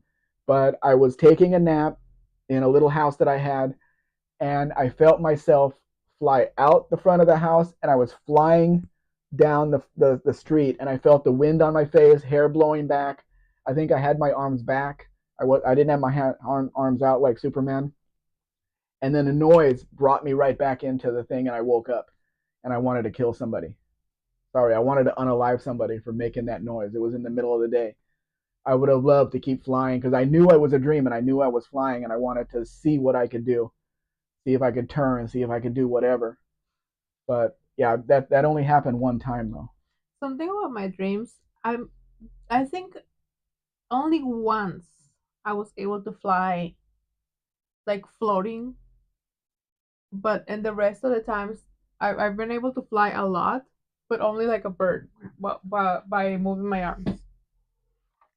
Floating, but you were never moving forward. Yeah, yeah, yeah. I mean like gliding like a ghost, That's like called flying. yeah, yeah, yeah. I was like flying, but only once. The rest of the times I was like, actually doing like I was like a bird with my arms and stuff. Hmm, Um, Vintage says, when I was a kid, I had a dream my dad walked up to a huge spider and then fell right overhead. dead. Over the Well, that's not good. Olive says, back in a few, gotta cook something quick. Everybody's fooding today. I'm hungry. Chris says, you have to worry about animals getting at the food you leave outside. Damn it. There's Business no says, animals outside in the snow. They're smarter than humans. Business says, I fly at really swimming underwater forever. Uh, it's most frequent though. I've never had that dream of being underwater. Never had that. Ooh. I would start panicking when I didn't know where up was. Hmm. Mark says, when I was a teenager, someone talked me into trying Astral Voyage. Told me what to do. I started at about 5 minutes later. I started to not feel my legs. Freaked me out, so I stopped. Yeah, I've done something like that too. First time I was outside of my body, it was dark in the room, but my consciousness was still in my body, and I couldn't move the body, so I started to rock back and forth just a little bit, and then I ended up falling off the side of the bed, and that's when they both came back together. So my thing after that was trying to control it, trying to control the leaving of the body, but I haven't done that in a long time. You should try it. This time says, my daughter's mom, my ex, shows up in my dreams for no reason other than to express her disappointment about whatever I've gotten myself into. Then she's gone again. And I bet you smiled the whole time at her. Chris says, it's dinner time on this side of the continent. Chris, 5 o'clock is not dinner time anywhere in Mexico. 8 o'clock maybe. Kids are eating dinner at 8 o'clock because they come home from school at 7 o'clock. So hours are very different here. We don't do dinner at 5 o'clock. That was very hard to get used to here. Mm-hmm. Vintage says, I'm no longer dealing with food, I'm doing schoolwork. Mark says, I had a caprice like that. I only put that in there because it was such a nice car. Haven't seen one like that in a long time. This little Monza, for whatever reason, it's in Mexico. It's got the four-cylinder in it. It could be a really nice car. Buff out that yellow paint, and it would be shiny, shiny, shiny. The interior is really nice in this car, and it could have a V8. I could have had a V8. It could have been red. Could have been red, but it's yellow. Bruce says, I was dreaming my wife was nagging me. Oops, she just called me. I guess it wasn't a dream. Gotta go. Have a good day, Bruce. If you are actually going. Vintage says, my mother always eats at 5. I like to call her old over that. Well, that was the way it always was. You ate at 5 o'clock, and the kids are in bed by 8. But that's not the way it is here. Kids eat dinner at like 8 o'clock. They're in bed by 11 or 12. The kids that have there's two, what do you call it? The morning and the evening. Lessons, classes, There, yeah, school times. there's kids that go in the morning, and then there's kids that go in the afternoon session. There's a morning session and an afternoon session. And which are the stupid kids? The one in the afternoon?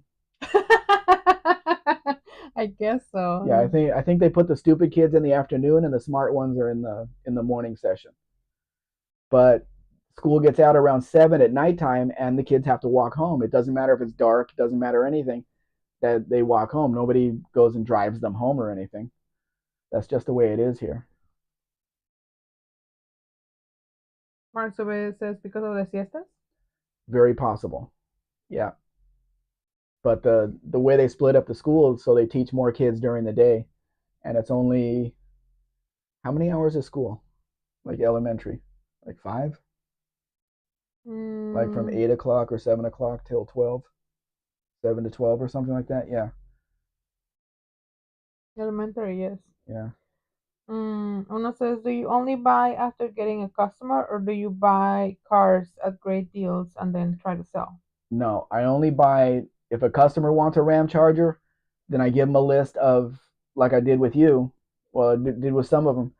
I make a list of the 2 or 3 or 4 that are available, and they can pick the one they want, and I'll give them a price, but they have to pay me before transport of the vehicle, because I'm not going to get to the border and then, oh, sorry, don't want it, and then I have tens of thousands of pesos in Mm. transport and travel and gasoline and tolls and everything else. No, that doesn't work. There has been a situation a couple of times where we went out to see the car and it was not good enough for the customer, so we had to find them another one. Just like with Lester LeSabre in here, it took a whole week to find him the right car. Yeah, And it was just lucky we did, because after we bought that one, I didn't see a model of those for sale for months. yeah, So, and it was everything, actually everything he wanted, the color he wanted, the options he wanted, everything. And what a beautiful driving car that was, because we drove it to the border. We drove it from where it was in the middle of Mexico, came came came here to our house, which is halfway between Guadalajara and the border, and we did what we needed to do here, get it, improve the car, and then we got it to the border and delivered it. yeah. We weren't gonna. We didn't feel it didn't feel right not to deliver what we promised, so we weren't gonna We not. weren't going to give Yeah, up until we got him the right car. yeah. But that's happened a few times. The very first one that I went out on was a 1999 Ram Charger that was in Chihuahua. Mhm. And we got there, we looked at the vehicle, it had more damage on it that they showed in the pictures, and then he shows me the paperwork, and it's a photocopy of the original invoice. And I looked at it, I turned it over, I said, "Do you have the original?" He says, "No, that's it." I said, "No, this is a photocopy. They're not going to accept this anywhere. This is nothing." And it says, "I thought I'd never even looked at the paperwork." Same story. Oh, and it wasn't, of course, it wasn't registered in. It had license plates from Mexico City. We were in Chihuahua. Oh, well, I know the owner. His sister lives here. I'll just go talk. It never came to fruition. So we were in Chihuahua, and of course, you can go look at my the if when you go to my my YouTube page, it's the video. It's the first video that I have on there, on the front page, that explains this whole thing.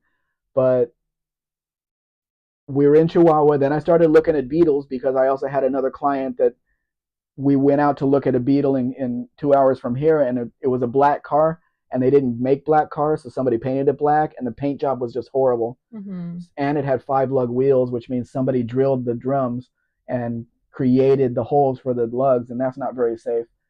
So we passed on that. So I was looking at beetles up there, and we couldn't find an original beetle. Everybody had painted it or done the interior or this or that. So okay, whatever.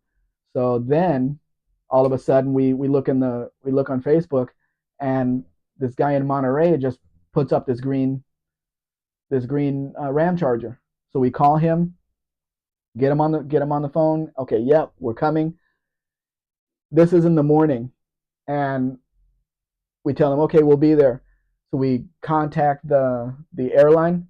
There's only one flight out of Chihuahua to Monterey, and it's really late at night. So we had to spend the whole day doing nothing there. I did get to have Wendy's, which was good, but other than that, we had nothing to do. Luckily, a friend of mine lives there, and he was driving us around, and we went to different malls and looked around at different stuff. But luckily, we found that truck when we did. We went there, bought the truck, and drove it home, and the client was very happy with it. Um, I drove that thing. We drove that thing about 2,000 kilometers, and no problems with it at all. You can go watch that video. It explains all the everything that happened, all the stories that happened Yeah. on that trip. And all the stories. Yeah, all the stories. So I deliver it to him, and he's one of those guys that just he does everything. He's redoing other Ram Chargers in his shop and everything. He crosses the truck and doesn't make it a half hour before the engine gives out. The engine just overheats and all kinds of problems with it. Like, I drove that thing 2,000 kilometers. Temperature gauge never moved off the first line or Yeah. the second line. The thing was running perfectly Yeah. the whole time, but I was only driving it like 55 miles an hour, maybe 60, maybe 60. But he wasn't. He was driving it faster. I'm like, I don't. How could that happen? I mean, he didn't come back and say, "Hey, you damaged the engine" or anything. He rented a U-Haul, put it on a trailer, and he took it home. He didn't blame me for anything. He says once he got it apart over there that somebody had put stop leak in the engine and that created a problem. But wouldn't it have caused a problem on 2,000 kilometers that I drove it? I mean, it was running really, really well, Yes. really well. So I don't know. I don't know. You never know what's going to happen. Josh, it could have been a stolen truck. It's just that he didn't have the right paperwork, so it was a no go for me. I don't care what the situation with the truck was. There was no way with that paperwork it's getting across the border. So after I published my video, I get a message from a guy that says, "Are you talking about that silver one that's in Chihuahua? I made a deal with the guy to deliver it to me in Texas. He's going to cross it and deliver it to me in Texas." I said, "No, you don't want that vehicle because it has no paperwork. You can't do anything with it." So I saved him from buying that thing too. Lucky. But yeah, you got to know what you're looking at here. And there has been people that have somehow created a duplicate original invoice and then sold the vehicle and then reported it stolen and got the vehicle back, and the buyer's in jail and all kinds of stuff. So you need to know what you're looking at. If you're looking at an original invoice on a 25-year-old car that looks brand new, you don't want that vehicle. No. No, because there has to be some kind of wear. Even if it's a one-owner vehicle, there's going to be some kind of wear on that paper that shows that it's been around for 25 years, in and out of files or whatever. And we've always had that. The vehicles have been from one person to the next, and you can follow it from the original person. Then that one signs off to the next one, to the next one, to the next one, and here we are now. So, I have these people. Oh well, I'll just go to Mexico and buy the car. Yeah, you have no idea what you're looking at, plus all the dangers that are around. You don't know you're driving into an area you shouldn't drive into, and you're going to lose everything. So I just tell them, go ahead, why not? Go for it. You don't know what you're getting yourself into. Believe me. So where are we? Was that a rant? Yes, that was kind of a rant. I don't have my rocking chair. This is just a dining room chair, but it's the same thing. All this is, that's a pretty proper interior. What's the yellow car, Monza? Yeah, that's a Monza Town Coupe. Coupe. No, Town Coupe. Towne Coupe. They put the E on there for some reason. Business says, oh, that damn air cleaner that had to be replaced every time you want a clean air filter. Really? I guess nobody replaced their air filter then. Olive says, love that color on the Renault. Lester says, Mr. and Mrs. Spec did well for me. Uno says, how far do you have to travel to look at the ones that don't match the description? Do you charge them gas money for what? Wasting your time? Who carries la pistola? No, it's just part of the thing. You know, it's just what happens. Yeah. And we don't care if it's stolen. And Josh says, stolen car, definitely if the seller won't give the original paperwork. Then he says, this car looks like a Malibu in the front and a Fairmont in the rear.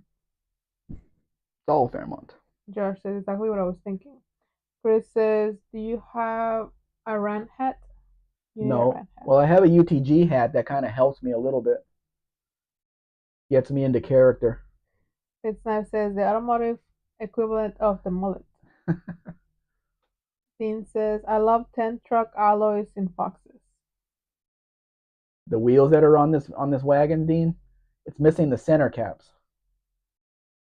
Fitzknife says, Monzas and Chevettes had those air cleaners. Yeah. Dean says, our Cortina 2.3 had those wheels. Really? Huh. Uno says, hey man, Sunday morning a story about the lady with the MG nightmare was on the front page of the newspaper, digital version. Really? The one that I was talking about last week? Mm-hmm. What was her name? I forgot what her name was. I don't know. Uno says also Feliz Navidad. Oh, well, we're a ways away, but thank you. Thank you. Dead Turtle's here. Hey, Dead Turtle. Welcome. Then he says, Uncle Tony hat, nice. Yeah. They sent me some, Kathy sent me the hat and some shirts that I have hanging up here. So when I go on a trip, I take the Uncle Tony hat with me, just in case I need it. Keep the sun off me. This Malibu here that we're looking at is called a Landau. This was the top of the line, had the 350 V8 under the hood. You get a stick shift on the floor or the automatic on the floor like this one has.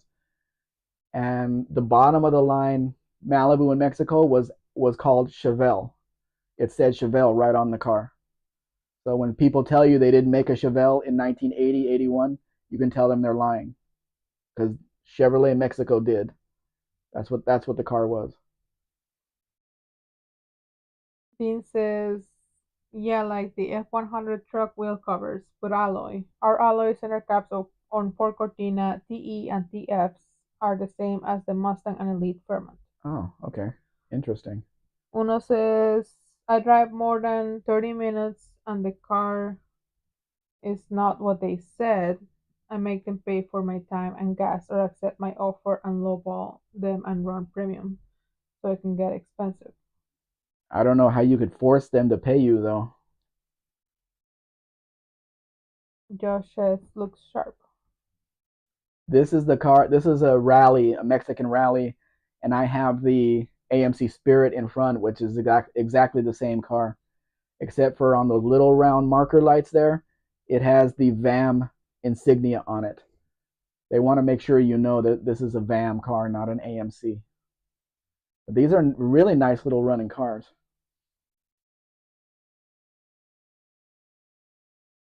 Dean says, Ford Fiesta Ghia had these wheels too. But much smaller, Dean. And it was front wheel drive.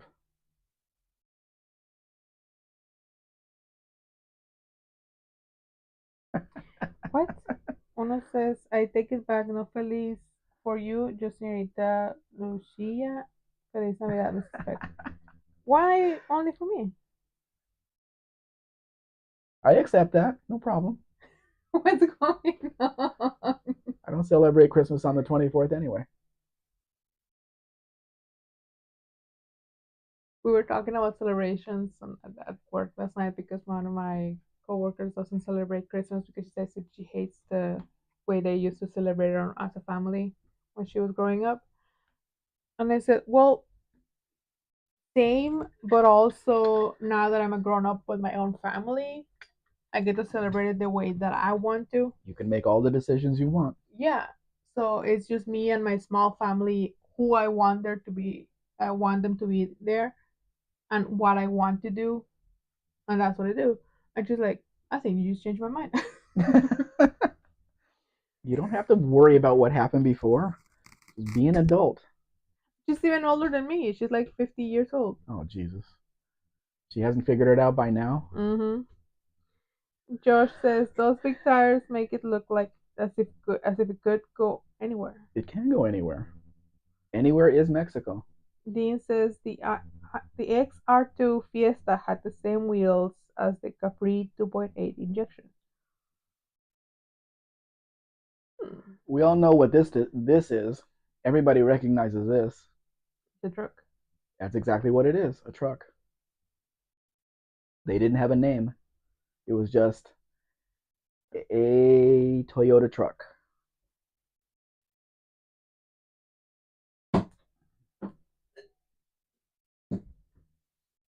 My chair makes a lot of noise. People call them Hilux, but they're not. They never had a name.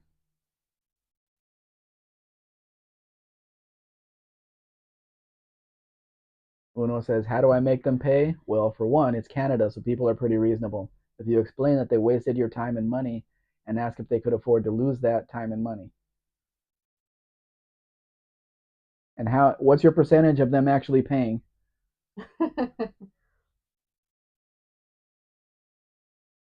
No, that's not something that will work here. Mrs. Spec and I got on the bus and went up the road to Ciudad Obregón to look at a I think it was a 2000 Ram Charger.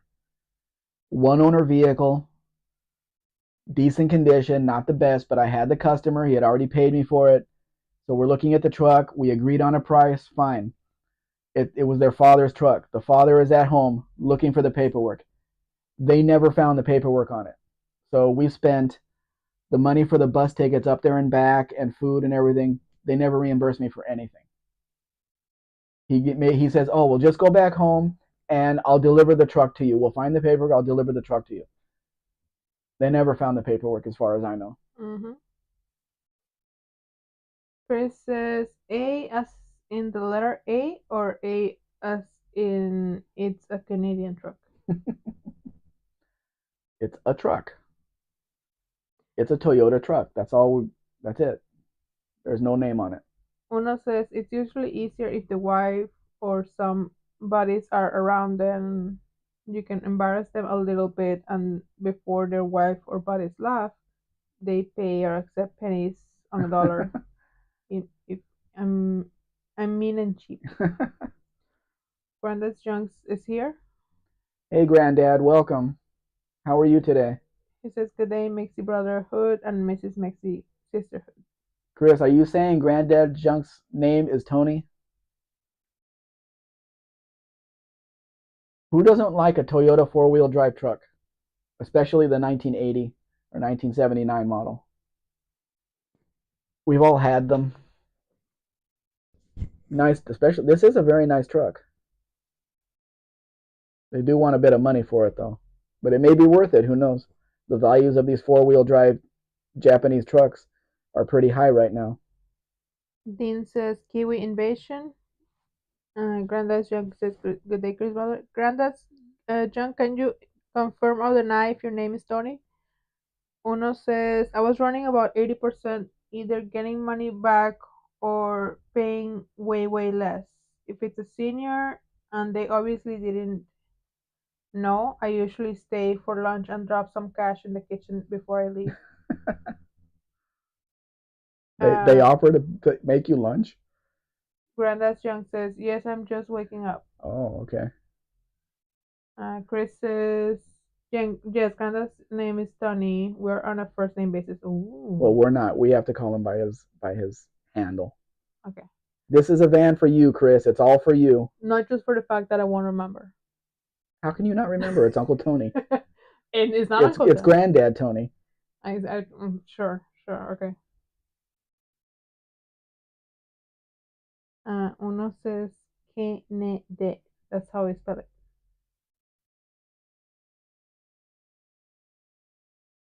Well, they say A after everything, so it's C-E-N-E-D-E. Maybe. I don't know. Trying to interpret people's languages.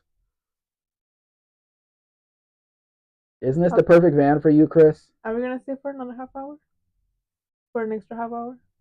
Oh, they haven't seen the pictures because you went backwards.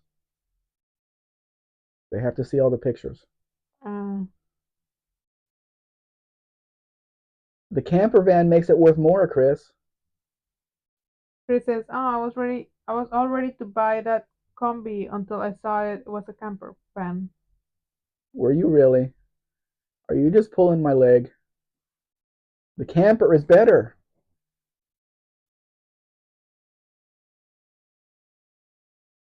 79 Aspen is here. Hey, 79 Aspen. Welcome.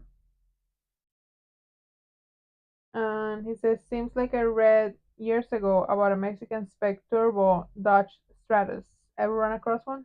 That is possible, but I'd have to go look it up and see because the Strati are too new for me to offer for sale, so I don't even look at the publications. It is very possible that they offered it though. Chris says, why do I want a camper van if I don't camp? To make other people jealous. Everybody will want it and you'll be able to make money on it. Isn't that why you buy a pickup truck? Why is it's not the reason why people buy pickup truck? Why? It's not because you need it to work, just to show off. Hmm. Well, when you look at this beautiful van, I'm gonna go pee. Here.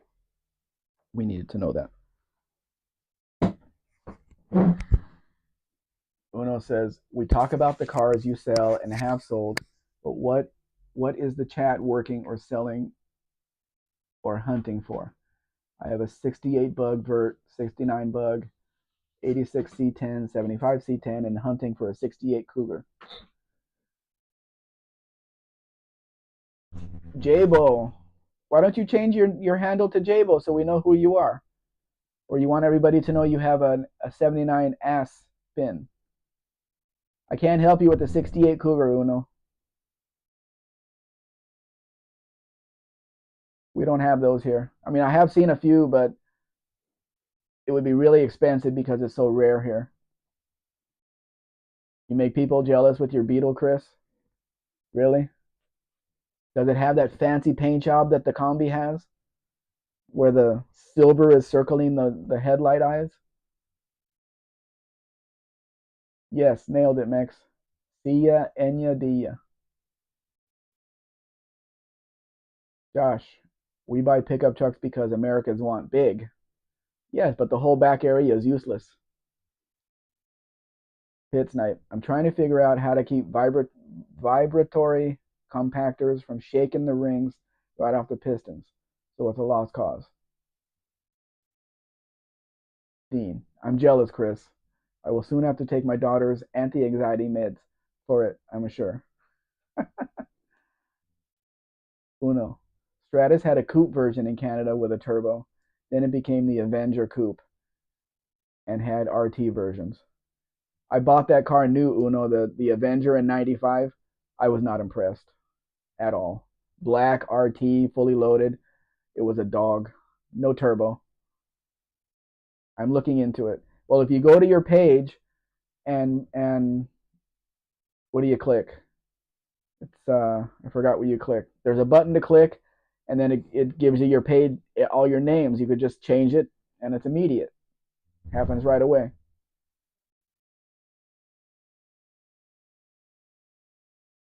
Uno, he wants to get pinned in his ace.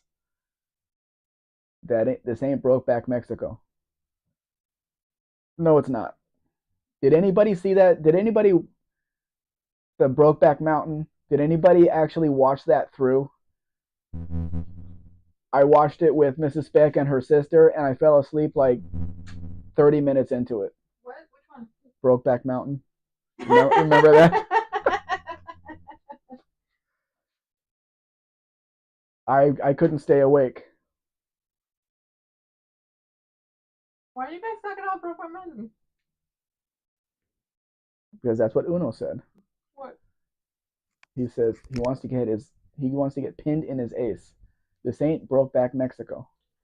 Uh, Dean, LOL. High level generator, granddad's junk. Welcome. Pit Snipe says, I'm curious about those Strati. Did they turbo the 3.3 or the 3.5 dual plane? I know they made manuals here, which I would never buy an automatic. they do love their manuals here. Yeah. This car is also like my black one sitting up front, but it's red. So it could be red, and it is red. I do love the thumb picture. Dean says, I've never watched it yet, but I'd love to go on a horse ride with certain people.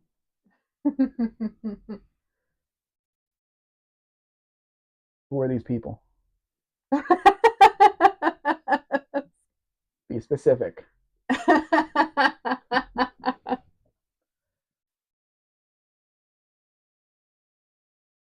It really irks me when people take published pictures of a car for sale. In the first picture, it has one set of wheels, then they change it to another set of wheels, and then you don't know what you're getting. Of course, in this Monte Carlo, I'd rather have the original checkerboard wheels, which look the best on it. But you can't beat the 350 under the hood to power these things. The best. Now, this would be the perfect highway car because you're sitting in those soft seats. You're not gonna feel tired at all. Here we are back with the big wheels.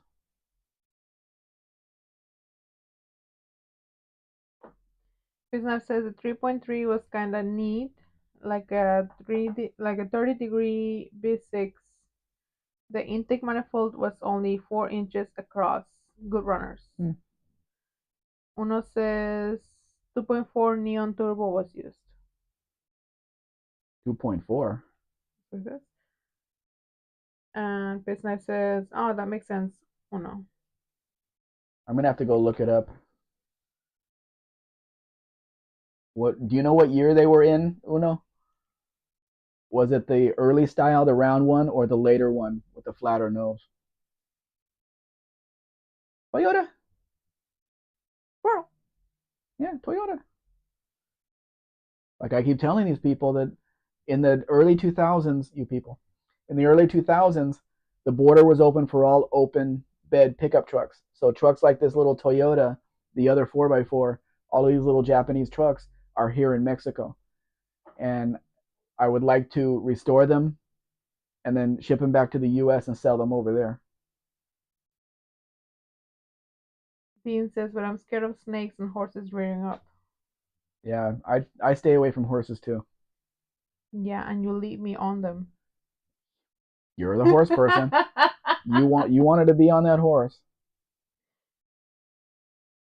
Business says, those G bodies just beg for big blocks. I think the 350 Mexican engine has plenty of power for that car. I don't think you want to put that much weight in the front of a G body. Uno says, Mrs. Spec, if you say some of the words in Espanol, then we can learn some more. Are we going to have a Spanish class here? I mean, not with me. What would you like to learn in Spanish? I'm a sorry ass of a teacher. Um, and Uno says, first generation Neon didn't have the 2.4. I'm talking about the Stratus. What generation Stratus had the turbo, do you think? The first round one or the later one? Another combi for you, Chris. A lot more boring colors. We can fix that with some rattle cans though. No problem.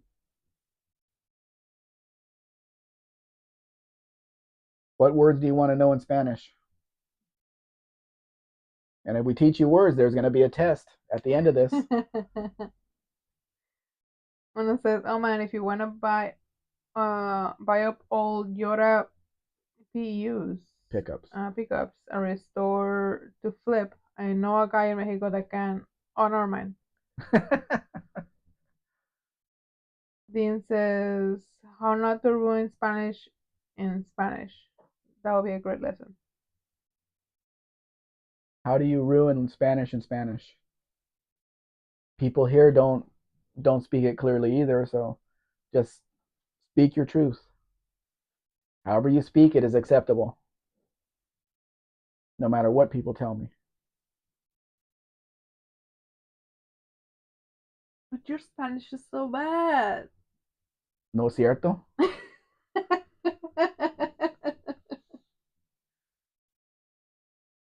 I seem to do all right when I go to stores and everything by myself. No es cierto. Yes, it's true. No es cierto. Why is it green inside the engine compartment in a beige van? We don't know. We do not know. And we do not want to find out. We do not judge. We listen, but we don't judge. This knife says the 350s. Small block. Hmm, I'm sorry. The 350 small block would be nice, but most of the Gs had 231 cylinder V6s here. So several wheel 454s or 455s dropped in. One with a 501 Cadillac that was one mean Buick. That was a 500 Cadillac, but yeah. But wasn't it nose heavy to get around corners and stuff? They're not light engines, especially the 500. Uno says, do you remember Shop Cat Industries Project El Baja mini bike series? No, I don't think I watched it. I'm subscribed to him, but I don't think I watched that. Josh Homan says probably a repaint, and Chris confirms definitely a repaint. Yeah, but why would anybody change it from a dark green to beige? We would have to have a talk with these people. You don't go backwards like that. You don't make it more boring. Nice seats inside though. Uno says those tints are the industrial green used on industrial motors sold for non-vehicular applications. Oh, okay. So who likes a Mercury Cougar? Long nose, short deck, Mexico only wheels in black. Chris says the green may not have been a factory color. It seems odd, Chris, that they would paint the engine compartment green if it was beige from the factory. That seems odd. That's the last place people paint. Or that they will do a paint job, a complete paint job with the green compartment, with the engine compartment green and the exterior beige. It just seems weird. Yeah. What do you guys think of the Mexican wheels on this thing, on this Cougar? Dean likes the Cougars.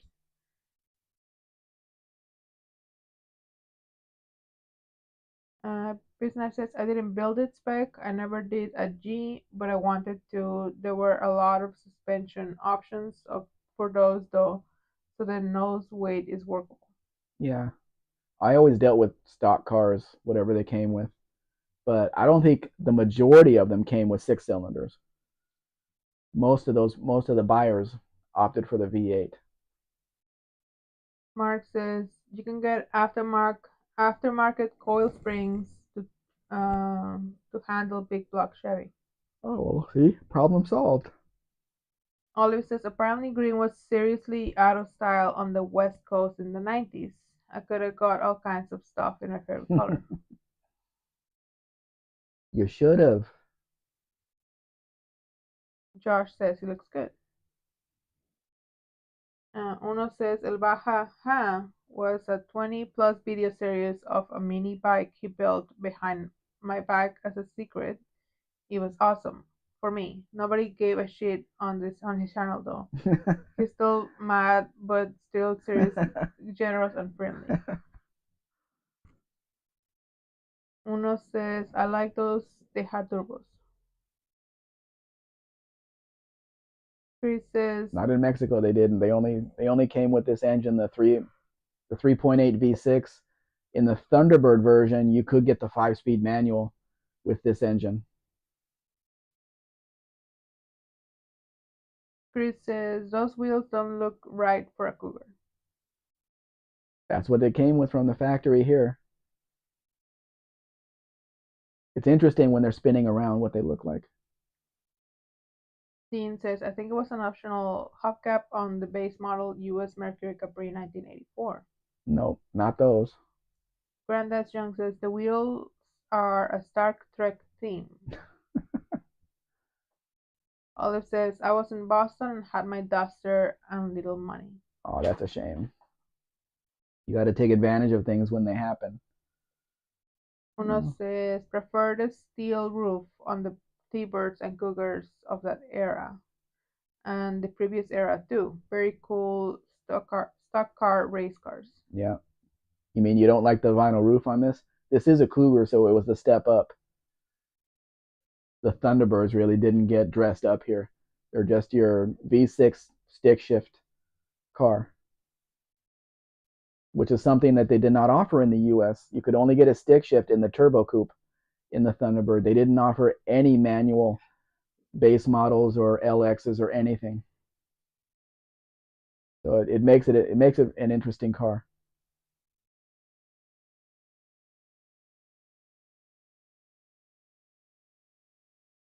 Dean says, okay, my old hubcap post is gone from Four-Eyed Pride.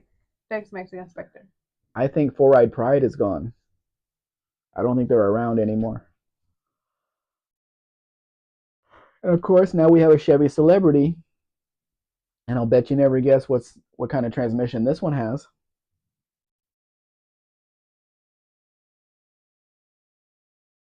I've seen so few automatics in Mexico of the Mexican celebrities. Almost all of them had the 4-speed manual. You didn't get a 5-speed until later on in the Oldsmobile Sierra. Sorry, in the Chevy Cutlass.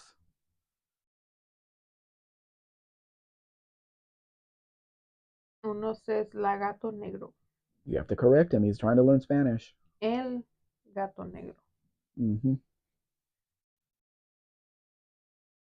Or if it's a female cat and you want to mention specifically that it's a female cat, la gata negra. Mark says Mexican transmission, Manuel, lol. Yep, that's what we name them. Mark says kidding. I'm not a fan of the 3.8 V6, so Uno says what celebrity would be caught dead in that Chevy? one that doesn't hasn't worked for 10 years. It was a good car. The Celebrity was a good car. 2.8. This is a stick shift. There's nothing to go wrong in the car. It'll drive forever.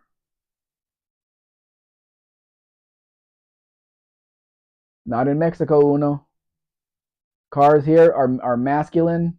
They're made for work. Speak of the devil. Here's the Cutlass.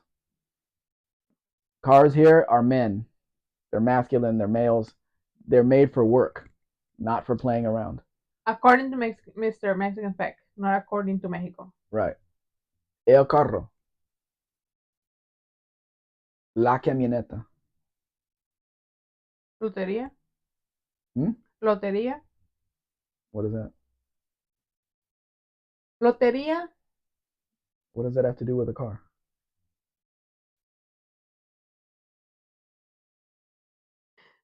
What are you talking about? You're mentioning things. Yes, I'm talking about cars. And I said lotería. Cars and trucks. Yeah, and I said lotería. What does that have to do with a car? I don't like you.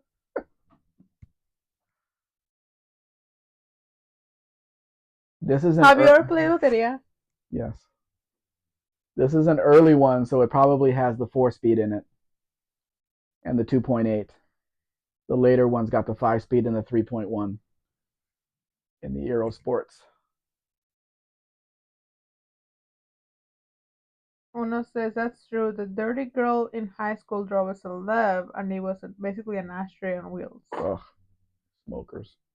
Chris says in German, it's das Auto. Das is the neutral gender.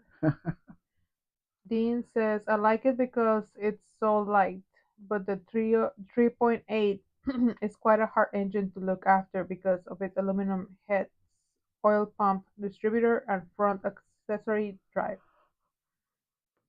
Olive says, well, the celebrity didn't suck, but they were boring. Boring cars last forever, Olive.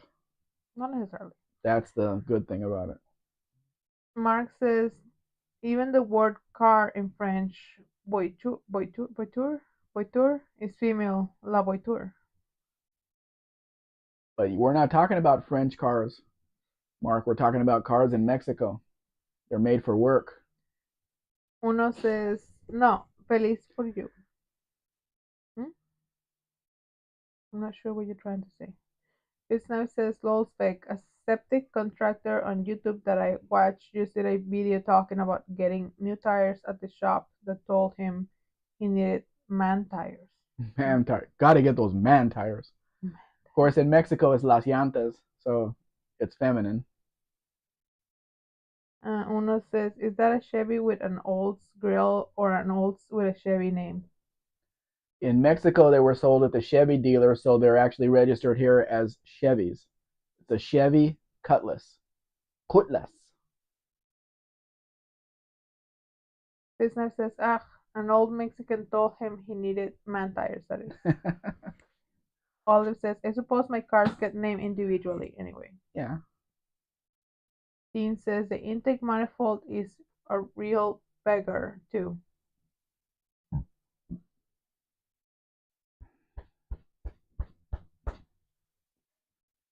I like these. What are these? The A cars, the Celebrity, the Sierra, Pontiac 6000, Buick Century. When the V8s were outlawed for the 1985 model year, Chevrolet did a Buick Century two-door SS. It didn't really have anything special under the hood or anything, but it has SS emblems on it to take the place of the Monte Carlo SS. It lasted for 1 year, and people were like, no, we're not buying that. So it didn't make it to its second year, but they tried. They tried their best. But if you want a car that'll last forever, these are a car. Nothing will ever go wrong with the engine. You got your 5 speeds, so no automatic transmission to fail, and it'll just drive forever. And they're a good looking car.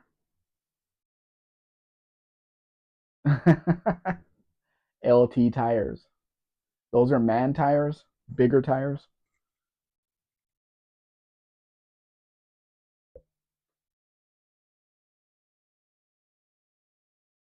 Hmm.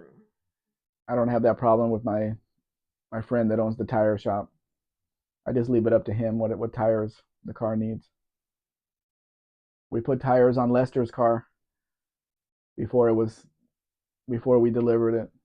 They're really good tires on that car, and at a really good price too. See, the problem I'm gonna have buying the cars in Mexico City and taking them to the port of Veracruz to ship them off to Jacksonville, Florida. I'm not gonna have a place to put tires on it. I'm not gonna have a place to do all the work that we do on a car before we deliver it. So it's gonna be just as we get it, they're gonna get it.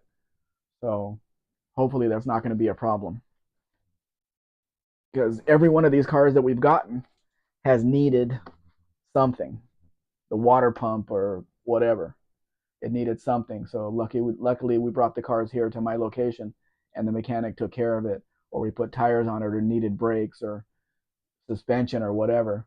We can get that done before sending it over. Um, Business says he was talking about LT tires instead of P-rated.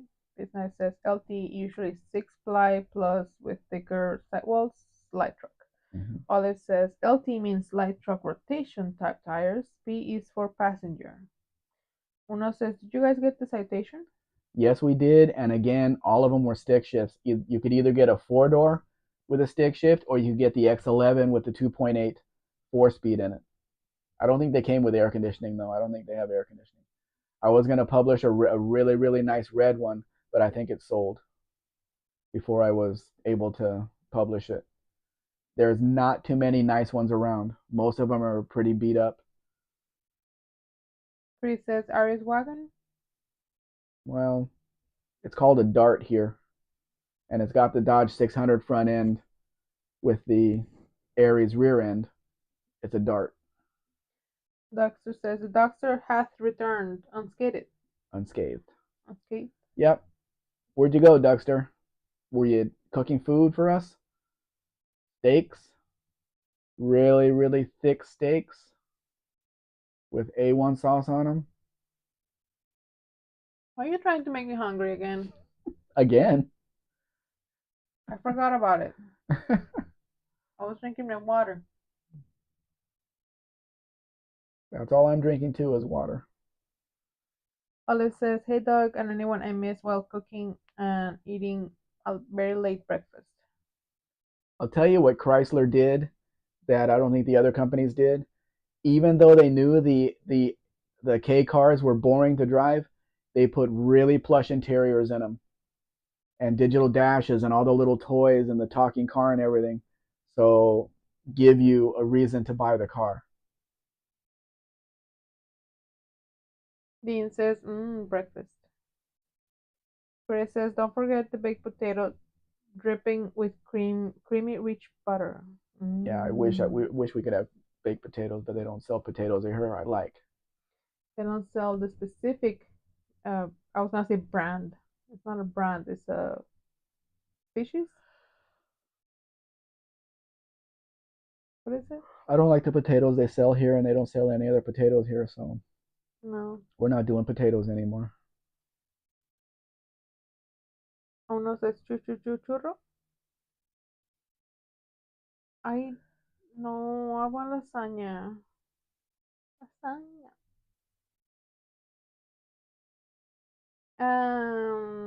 Dexter says it's weird to me to see these vehicles where the bottom quarter still exists. Well, there's an advantage to living in hot places where snow doesn't come in and people take care of their cars. So, yeah, it's all original, and rust generally isn't an issue here. Uno says you're not shipping at Tempo North ever, or is it a surprise? Nope, no tempos. There are certain cars that will never have value because the people that like them will never pay anything for them. It's surprising that Pintos sell for 5 digits now. I guess other people have come into buying them or whatever, or just realize how good they are. But other cars like the Tempos or the Topaz or what we call the Gia here will never have any value, even if it's a really nice low mile stick shift where nothing could go wrong. Nobody wants it. Chris says, Tempo. Josh says, Spec Tempo. Uno says, lasagna or lasagna. Lasagna. I should have corrected that picture, but I didn't. Mm, lasagna. Mm-hmm. That's from a podcast. Is it? Yes. Because it says, like, the guys were arguing that uh, the the G was silent. And they're like, it's not silent. You pronounce it. How do you pronounce it? In lasagna. It's not, you don't pronounce it. What do you hear it? Lasagna. Uno. The Gia was the top of the line Topaz here that had all the luxury options on it and stuff. So it was basically a Topaz. The four-door Topaz was called a Gia. Olive says, well, I suppose some folks out there have nostalgia for tempos, but not much.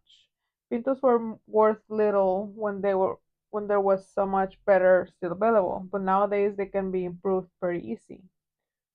Dexter says, yes, thick porterhouse, salt rubbed and resting will grill in about 2 hours.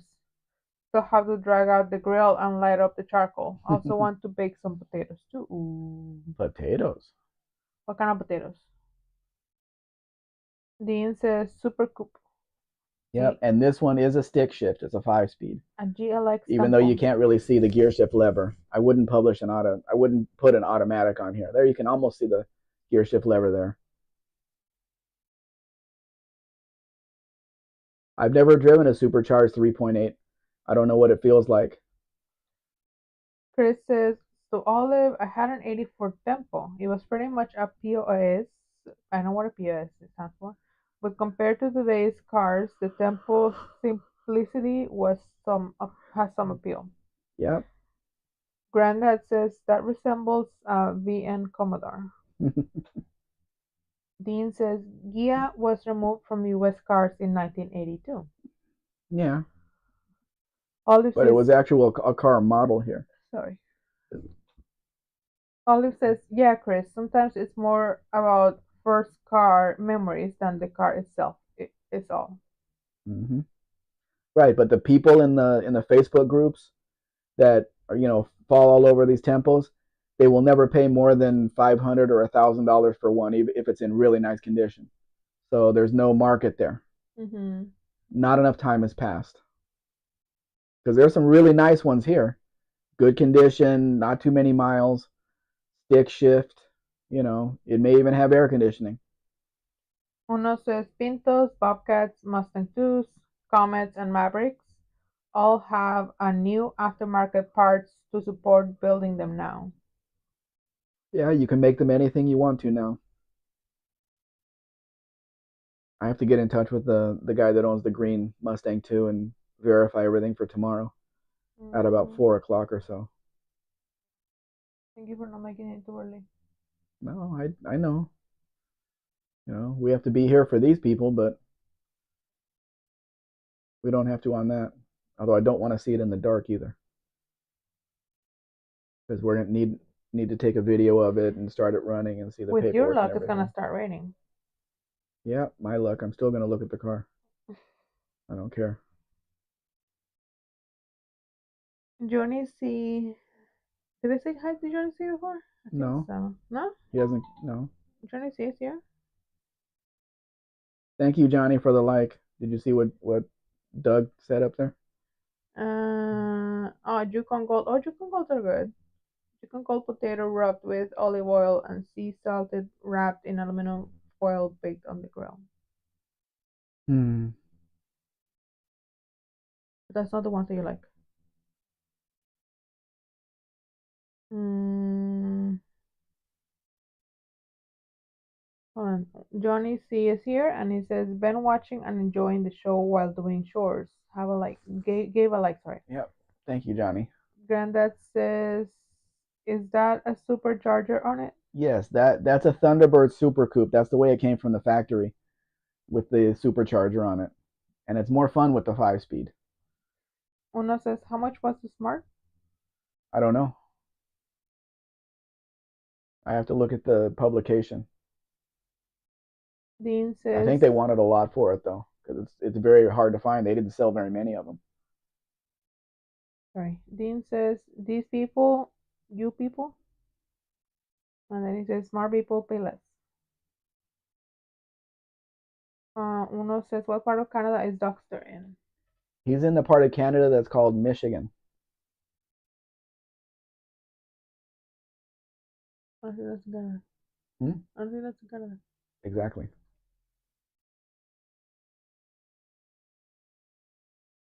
Michigan, and not the UP either. He's not close to Canada,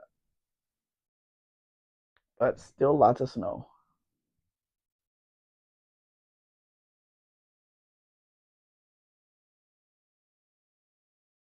Johnny says, always like the Beretta style door handles. Yeah, they stay out of the way, give you a clean body on the door. It was really nice. Dean says, beneath the you people. Yep, farther south.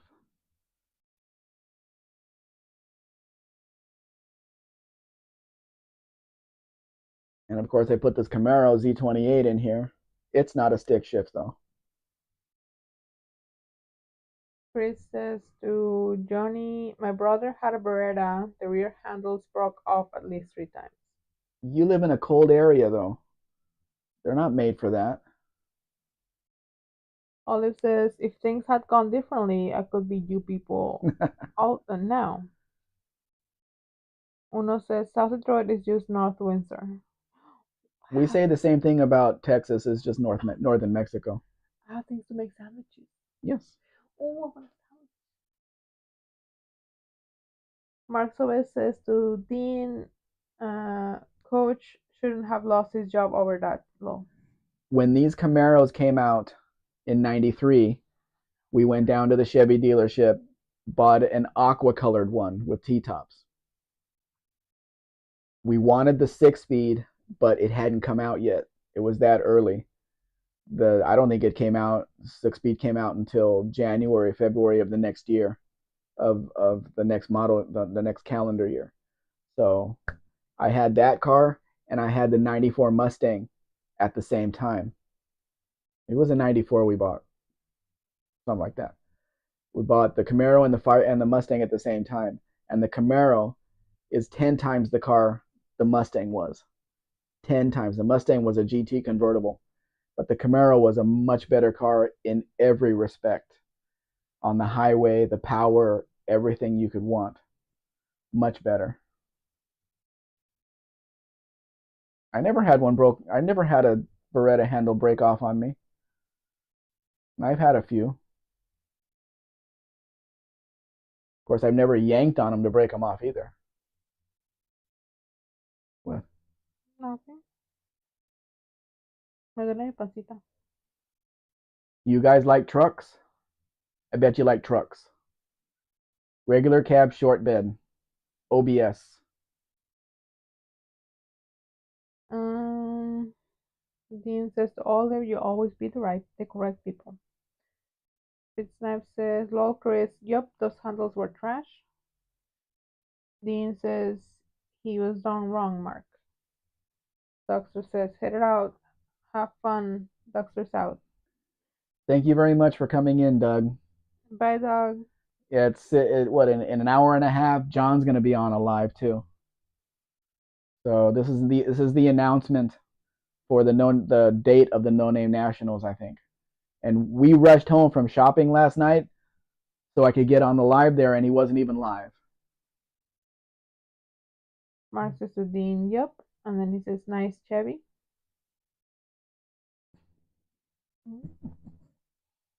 Chris says, well, you need some sort of real door handle to yank on when the door is frozen shut. Yeah, well, that could be a problem. Mark Sobe says, I had one like that, painted it black to look like the 454 SS trucks. Why would you want your truck to look like the 454 SS? That truck was a dog. Everybody knew it. Business says, I don't know what my wife was doing to the door handle, but I put two on Alberta inside a couple of years. You probably don't want to know, Pit Snipe. Dean says, nitrogen burns. Keep the dog off of it.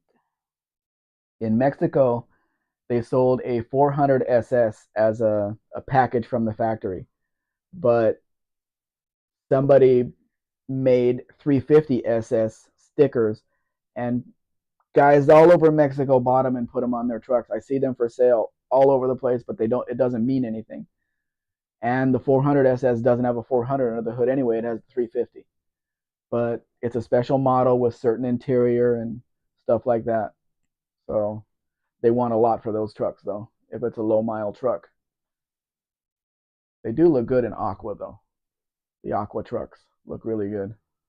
Mark Sobe says, because I like what it looks like. Flo.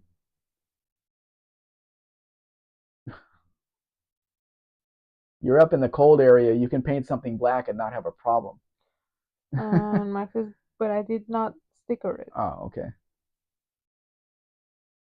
Vintage says, I've never been a fan of those trucks. They bring me disappointment as I drive behind them on the road. Why? What's wrong with the trucks? Glenn says they stole that grill from an Edsel. On what car, Glenn? Uno says, oh man, there's a smart for 25K, 3 hours from me. Quick, say something about Carmen Gias and Lupo and 68 Cougar, please. 25,000 what, Uno? 25K. And I thought the one here was expensive. It's not a roadster, is it? Fitzknife says 400 SB Vortec would have been nice. Dean says nachos is not pasta, it's potatoes.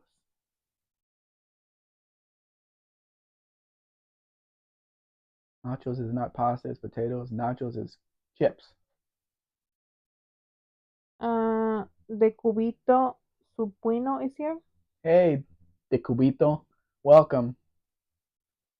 We're just about ready to. We got 4 more photos. Dean, We're gonna sa- close it out. Dean says you should maybe put a sticker on it. Vintage says, I get so tired of seeing Chevrolet pickups everywhere around here. It's always, hey, another stupid Chevrolet. Right, Tanner, but that tells you that they stay on the road. Main Street Mopo is here. That's a big thing. Hey Ken, you came here a little late though. Josh Homan says the trucks were probably underpowered and he got sick of following them. They're not underpowered here. The 350 that they put in here really powers them pretty well. We didn't have those other engines, the V6s or any of that stuff. You could get an inline six in the 1500 trucks. The 2500 trucks here had the V8. So